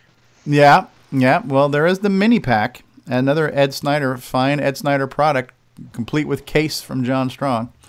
We need somebody to draw up a guy holding a stick, and then when it's time, you could just play that thing, and it would be somebody beating the topic or something. We beat this one to death, right? We need we need an animation for that. We got to find I'll find an animated GIF, pardon me, that I can pull up on the screen. Well, then, okay. For me, another thing I'd say is, gee, I wish the CoCo had some sort of graphic splitter. That was part of my wish list too. Part of either the Gimme X or the CoCo MEM project. No, explain. Or like sprites. Yeah, splitter. What's splitter? Explain Blitter for people who. I'll tell you what I think it is. Is that what, like on Defender, where you had all those sparks explode into the screen? Is that a blitter, or what exactly is a blitter? A blitter is a hardware technique of transferring information around in memory. It's a little bit along the lines of what a DMA does, where it moves memory from one place to another, but the blitter has functional control, so it can take the information as you transfer it. It can scale it down, it can do some other adjustments, but more importantly, as it puts the information to the screen, it can also mask it at the same time. So it doesn't look like you're just throwing a square of memory up there. You're actually drawing the image on the screen. Okay. I thought you were talking about that computer down there below me. You're talking about the one with the green glow on it? Yeah. Yeah. But Stevie Stroh, I mean, if you remember your basic, when you did your little rocket ship flying and you're doing the background masking so you could see through the window and see the plan behind, that's what the blitter does in hardware. So you just tell it, here's your shape, you go do all the calculations for that. Okay. And so see, sprites? No, sprites are something totally different. Sprites are actually a overlay over the main background screen of a graphic image.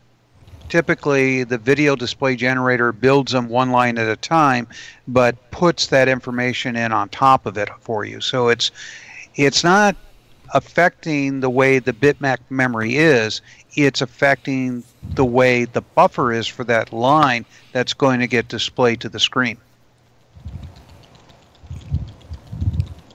And now that I've totally messed up, probably explaining it in simple English, basically the sprite doesn't do any processing. It's just an image that the hardware then puts over top of the whatever the main image is. So they're already up. Think of it like Photoshop, where you have multiple layers, and then what you see is the final product, but how it's laid out in memory is different, because you have one that's your background, one that's your foreground. Nintendo did that, where you had your background and then you had your different layers that had different things that could move. Yeah, you had 4 layers on the Nintendo Super NES, plus you could sit there and say on a particular sprite, are you in front of or behind a particular layer too? Right. Yeah, whereas a blitter, you can actually affect the direct graphics RAM, and you can do other kinds of manipulations rather than just overlaying an image. You can do all kinds of special effects depending on the blitter. So to me, it sounds like a blitter is doing in hardware what CoCo game developers are already doing in software, doing all of the masking and foreground, background, alpha, transparencies, all that kind of stuff, just doing it in actual hardware. And much faster. Yeah, that's exactly it. In hardware, you're able to run at the speed of memory, opposed to having a processor that has to interpolate the data and then put it up there. Yeah. We have Plus, it leaves your main processor available to do other stuff. Exactly. Okay, we have a posting here from Salvador Garcia. Says, "Hi, all. Late as usual. I went to an hour of code event. What wish list items? Jim's memory expansion and a composite and VGA converters for the CoCos." So there's Salvador's wish list items there. Cool. Yeah, no, blitter sounds like a cool thing. I know Nick Marentes was asking about that. We start to cross into that territory that we brought up before. When you start adding all of these things, when does a CoCo stop becoming a CoCo? And I guess if you're like most of us on the call here, you're probably saying, who cares? And I think, to me, the only negative I see to adding all these superpowers is just having somebody to write something to really take advantage of them, which would be one of my wish list items too. Yeah, if we're going to make all this new hardware and all these cool things, then we just need to have things to show them off. And demos are great, but an actual product would be even better, like a playable game with all these bells and whistles would be really cool. Music and blitters and oh my.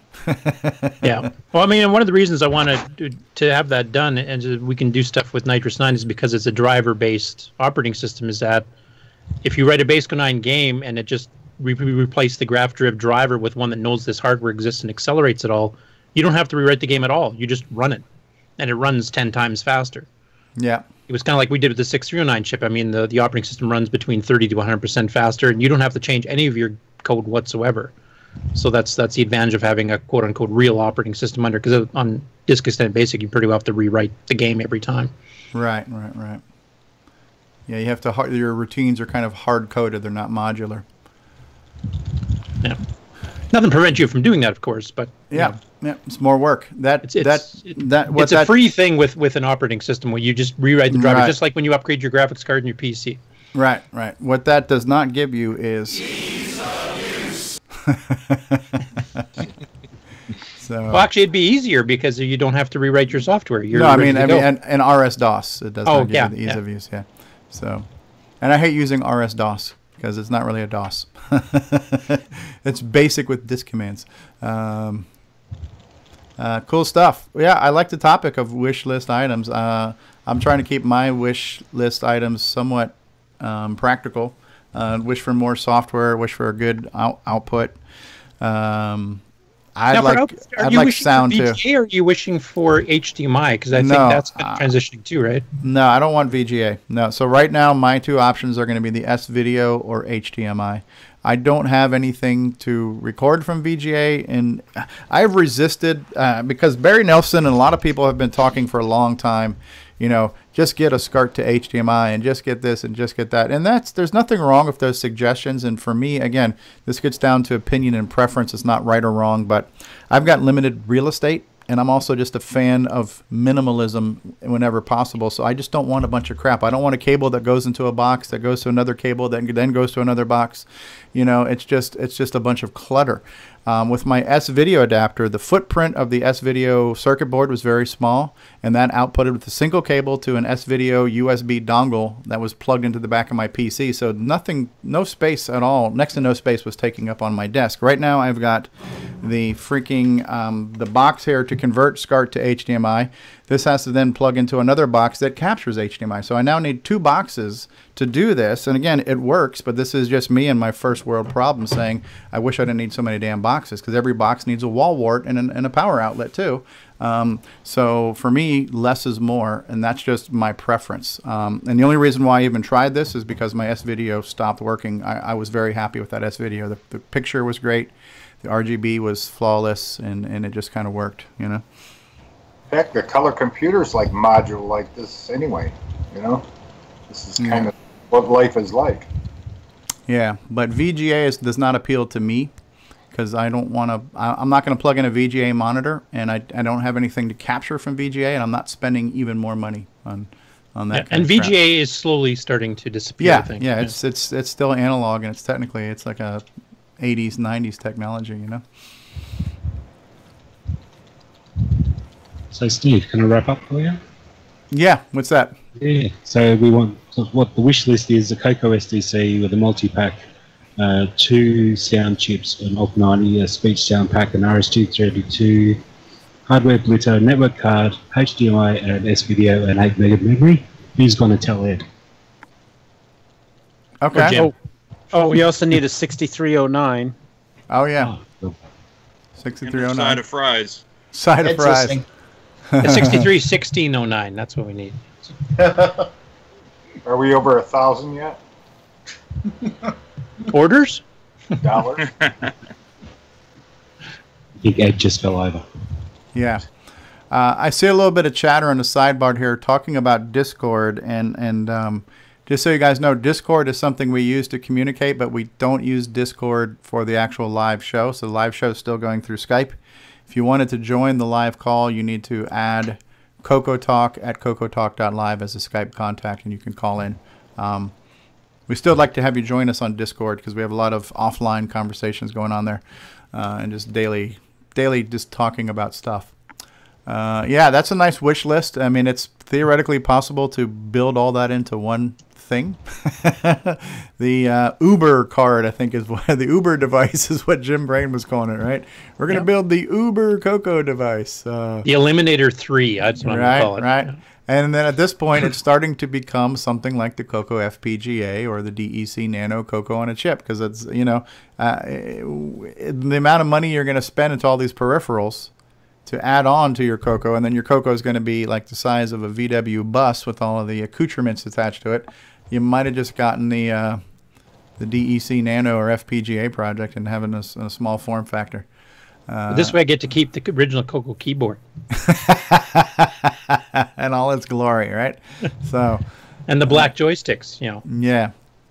Well, the Roger Taylor thing's got those analog. He's got the analog ports for that, where you can plug them in, and I think it's actually up to like 8-bit resolution, but or 12 or something, yeah, something like that, yeah. So yeah, it's something like a 2 12-bit DACs or something like that. So, yeah, and that's a whole other interesting horizon. Then I think if that became something I could just purchase and it was already assembled and it worked, I'd probably buy one for a couple $100, you know, because you're going to spend that much money on all these add-ons to your CoCo 3 anyways. Another interesting one is the CoCo Pi, and the CoCo Pi has come a long way. Basically, the CoCo Pi is a you can almost call it a hardware-based emulator, but it's running MAME on a Raspberry Pi, and it definitely works. There is a little bit of a sound glitch in it that is inherent to the CoCo Pi sound chip itself, so this is got nothing to do with MAME. I would say it's about a 95% solution, and between MAME updates and the work that Ron Klein and a few people put into it, I think it'll get better. But that might be something I start doing too, is just recording from the CoCo Pi, because that does output HDMI and I can record HDMI. I just find that I do hear some static and clicking from time to time that just, you know, those little things bother me. So Hey, your bandwidth is great. Yeah? Yeah. I mean, that's good. We're all moving around and jiggling. Yeah, yeah. All working. Yeah, I'm not sure if that's a good thing, but sure. Yeah, do a dance for us, Timberman.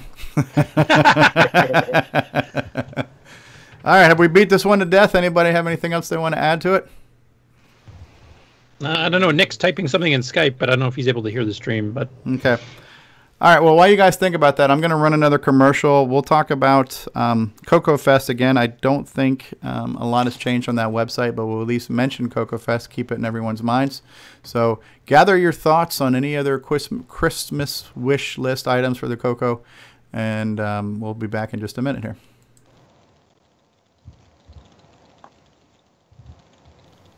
Greetings, YouTubers. Atari Leaf here, and you're listening to CoCoTALK. Hey, what's going on, everybody? It's me, it's Original Gamer Stevie Stroh, and welcome to a brand new segment of the show that we call the Pandering segment. And this is where we ask you to help support our efforts by checking out our retro swag shop at 8bit256.com, where you can grab yourself a coffee mug like this, or maybe like this, or maybe one of the even cool new deluxe travel mugs, possibly even a DVD featuring some gameplay goodness. All of the proceeds that we get from the Retro Swag Shop go right back into the production and hosting costs of the show, as well as compensating the artist Joel Adams, who designs all these cool things for us. So consider supporting our endeavors by picking yourself up a piece of merchandise from 8bit256.com. On top of that, if you'd really like to help out the show on a long-term basis, we've got a brand new Patreon site where you can support us with regular contributions, and you can visit us there at patreon.com/OGStevieStroh. However, we'll keep it real simple. Visit us on the web at CoCoTalk.live, and you can get all the information there. And while you're there, why not send us an email to CoCoTalk@CoCoTalk.live. We'd love to hear some feedback from you, some suggestions for future show ideas and topics, and maybe even submit a segment or bumper yourself. The show wouldn't be anything without you, and we appreciate all of your support.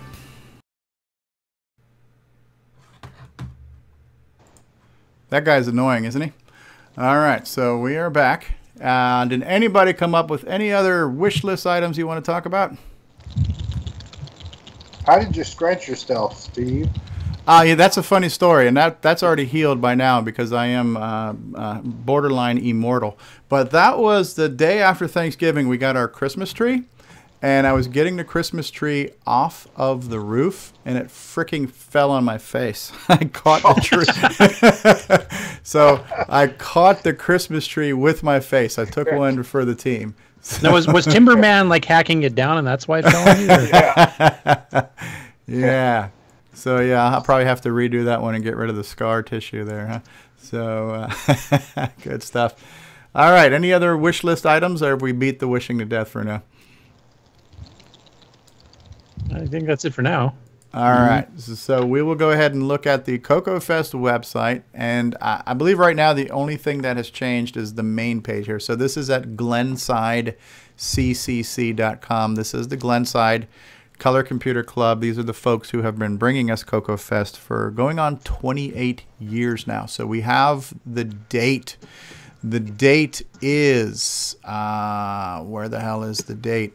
I'm going cross-eyed right now. April 21st and 22nd of 2018. So we're looking at about 5 months away. It's a 2-day event. For those of you who don't know this and you're thinking about coming to CoCo Fest for your first time, I strongly encourage you to make your travel plans to a point where you don't have to leave Sunday. You can stay there Sunday night and travel home Monday, because there is a little after party that takes place after CoCo Fest. CoCo Fest ends on Sunday, technically around 3 p.m. because I think we have to be out of there by 5. But there's usually a dinner that will take place, and it's like your last chance to hang out with everybody before everybody goes back to their lives. So I would strongly suggest try to get there early Friday, where you can hang out Friday night. Saturday's a full day, Sunday's a full 3/4 day, but it's nice to have a Sunday evening with the Cocoa Nuts before you get home. I don't think, so everything else that right now is from 2017. So that stuff has not been updated, but again, we're 5 months out, so no big deal there. So I would just suggest, if you have not been to a CoCo Fest, if you have not been to a Tandy Assembly, I can't encourage you enough to make the effort, you know. And for me, it was, you know, part of it is, you know, there's the financial challenge. You gotta, you need to get there. You're either gonna fly or you're gonna drive, so that takes time. It takes gas. There's the hotel. You know, it's $100 a night, so you're looking at $200, $300 in hotel, and you probably want to eat while you're there. You want to save money for the auction, the no minimum bid auction. This is like the penny stock version of eBay, where you're going to find cool stuff that you can get for pennies on the dollar. And if you are driving and you can take it home with you, you can get some incredible deals there. I've always regretted not being able to bid on anything because I was traveling in a suitcase in an airplane. And matter of fact, well, it was this year I ended up getting the TDP 100 that I got off of Steve Noskowitz for $20. So a working TDP 100 with a composite mod on it too, and that I could fit in my suitcase. So I did get something. Now this year at Tandy Assembly, when I drove on purpose thinking, hey, we're gonna buy stuff. But by the time we got to the auction, I was so damn hungry, we went to lunch. So a bunch of us went next door to Roosters, and we had wings and stuff. So I didn't bid on anything. But yeah, the auction is a great part. So we don't know what speaking engagements are going to be there yet. This year, Rick Adams was our keynote speaker, talking about bomb threat and, you know, his history with the CoCo and stuff. That was very entertaining. Everybody who's working on projects, we get to hear about some of the projects in the speaking part, and there's the whole exhibit area where people have got tables showing off their things. It's a good time. If you love the CoCo, you definitely want to try to get out to CoCo Fest, and you got 5 months to figure it out to make it happen, you know?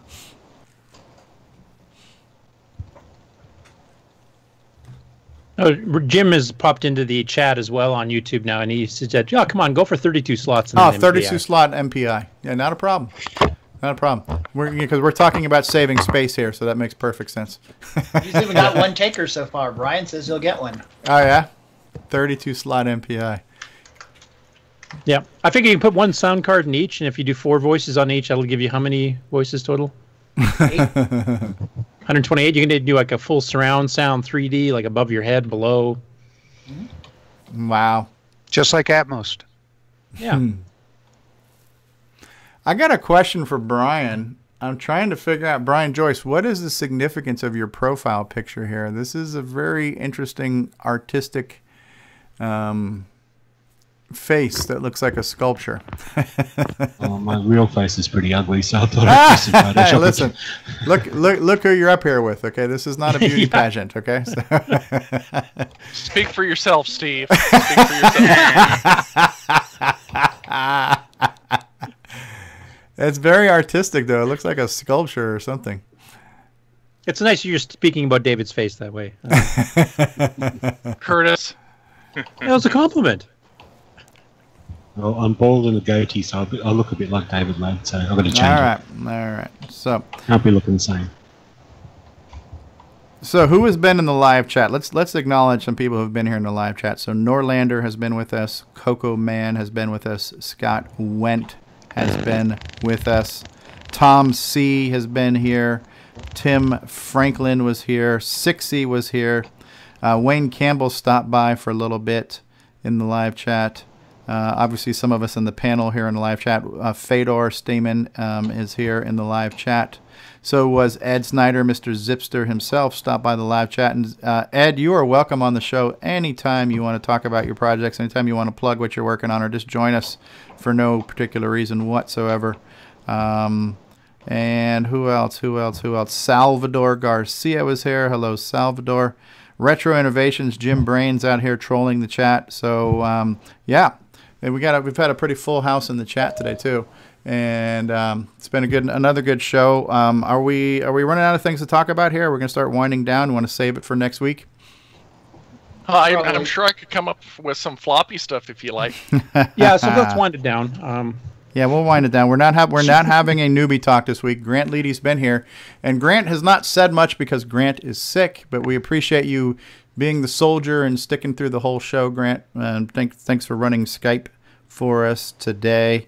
What about next week? What kind of topic? And by the way, for those of you who are watching now or who are maybe going to be watching later or listening on the podcast later, since we brought up the topic of CoCo wish list items, chime in with your feedback and let us know what your CoCo wish list is, and we'll talk about this next week in our little feedback section. Love to hear that. What about next week? What do we want to talk about next week? We're going to be a whole week into December. That will be December the 9th. Maybe we'll get Paul Thayer on. Maybe we can get Ed Snyder in here. Maybe we can get Ron Klein to talk about Cocoa Pie. I'll keep pushing for those. Anybody else got something we should try to get to next week? We should play the Christmas demo. That would be a great idea. We really should. There's a couple of them, actually. I mean, there's the Tandy one. There was a Christmas music one that had little background graphics for the Cocoa 1 and 2. So, how about a gameplay of Christmas Rush? That's not a bad idea, too. Get Christmas Rush. Yeah.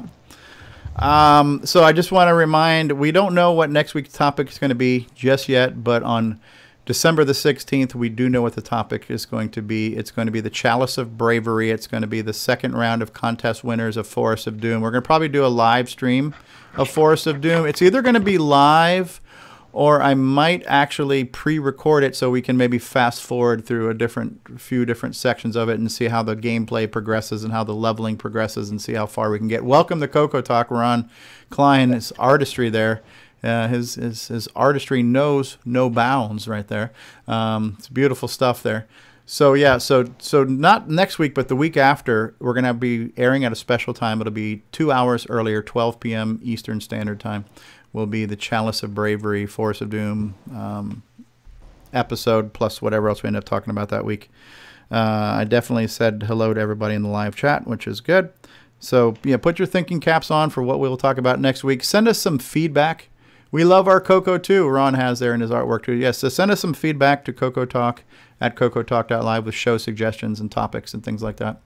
I also want to thank some of our new panelists that we have this week. So Brian Joyce from Australia. Thanks for being here, Brian. Good eye to you.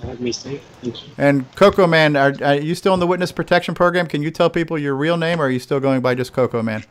Oh, no. Jason Reichert is my name. Okay, Jason. I didn't want to reveal that without, giving away anything here. So, Jason, thanks for joining us, too. Popstar Pilot's upside down. You got to fix that one.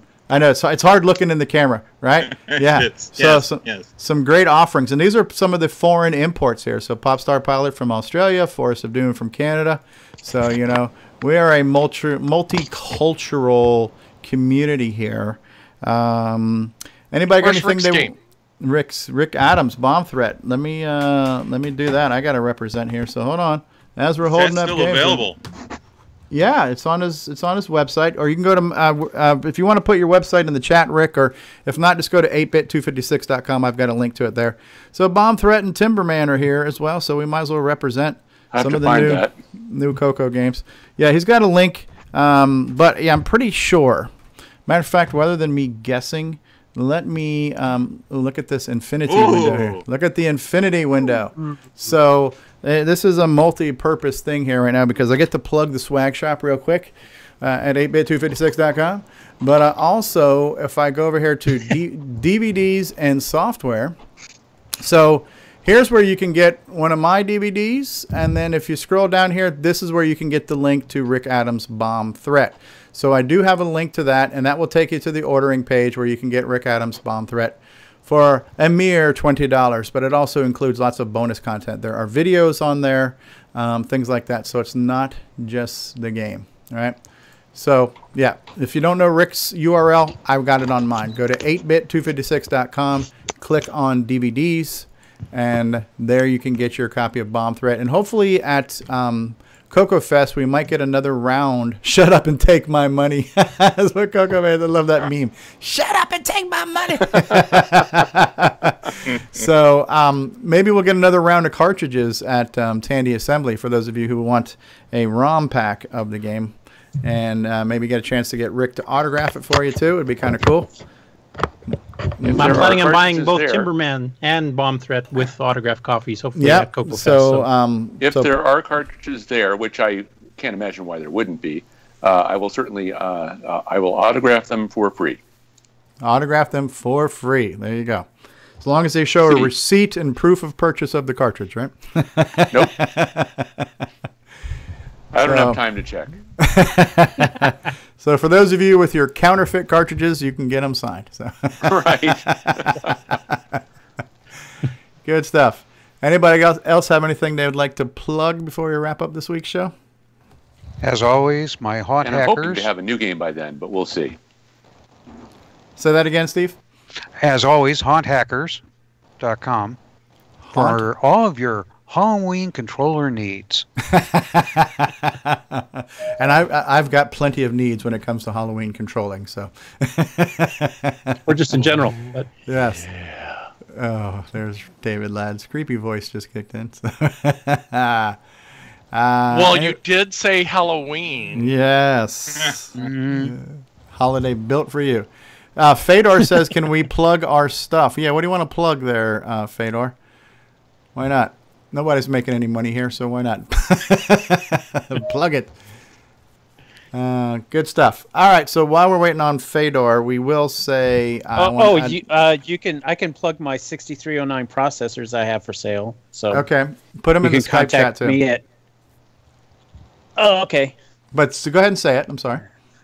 Yeah, it's Richard at boysontech.com, or you can go on eBay, search for the Hitachi 6309. Look for the logo that says U.S. shipper, and you can see it there. Okay, Boyson, B-O-Y-S-O-N. Yes. Right, so Richard at boysontech.com is your email. Correct. So we can email Richard looking for 6309 chips. And hopefully your website will be up soon, too. And boysontech.com will hopefully be there. Right. Okay, and Fedor is plugging his YouTube channel, which is youtube.com/C for channel/Phrenomythic, Phrenomythic. If you're watching the live chat, you'll see that in there. Fedor, a good friend of the show, friend of the community. Now we have Coco Man putting out his website here, cocoman.org. So there you have it. So... not Coco related, Fedor says, but that's fine. You're a member of the Coco community. Neither was Haunt Hackers for that matter, but that's okay. It's plug time, so you can plug whatever. I do want to say that, you know what? It's like we're talking about Coco Fest. You know, Coco Fest is kind of what launched CoCoTALK, and it was that whole time of the anticipation of Coco Fest. Very much to me reminds me of that whole Christmas spirit feeling you get. So we're kind of in the Christmas spirit right now, getting ready for the holidays and everything else, Christmas and Hanukkah and all that good stuff. So we're starting to feel good inside and warm and fuzzy, and that feeling kind of carried over, especially throughout the month of March when we started CoCoTALK this year. So it's going to be kind of cool to come on our first anniversary of CoCoTALK pretty soon.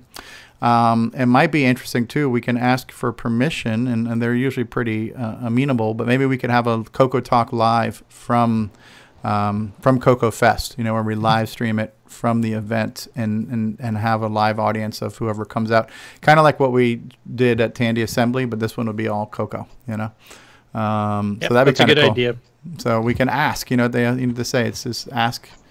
Or is it ask for forgiveness rather than permission or something like that? But whatever. So, are we planning on doing a game playing little thing like we talked about doing it last year? We never did it, but you know, Friday there's one of the new games. Oh, like a high score contest or something. Yeah, we can talk about it, and maybe we can even do it.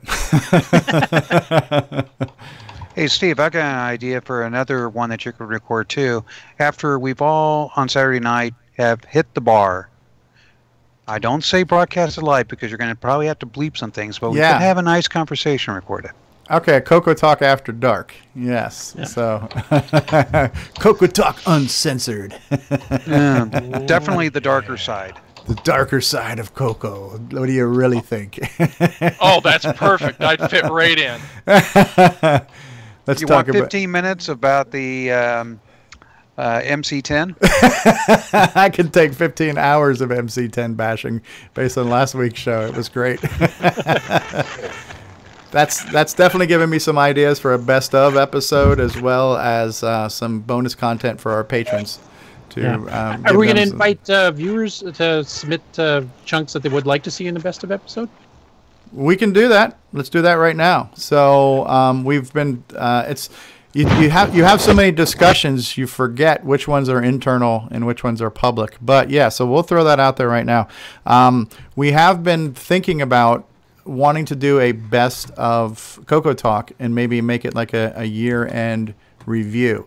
And so what we would ask is for those of you who watch CoCoTalk, and we certainly appreciate that you do, is to look through your episodes, find out some of your favorite episodes or some favorite moments of those episodes, and then just email us, say, look, and it was episode 15 and it was at the 1 hour and 15 minute mark or whatever it is. Just email us the episode number and a timestamp of where the segment was, and we'll go through and we will compile those and we'll create a best of thing.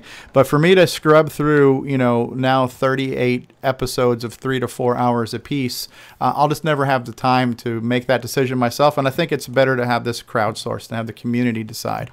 So please, I'm going to put this in the live chat right now. Please help us determine the best of moments, and then email to CoCoTalk@CoCoTalk.live. Give us episode number and timestamp.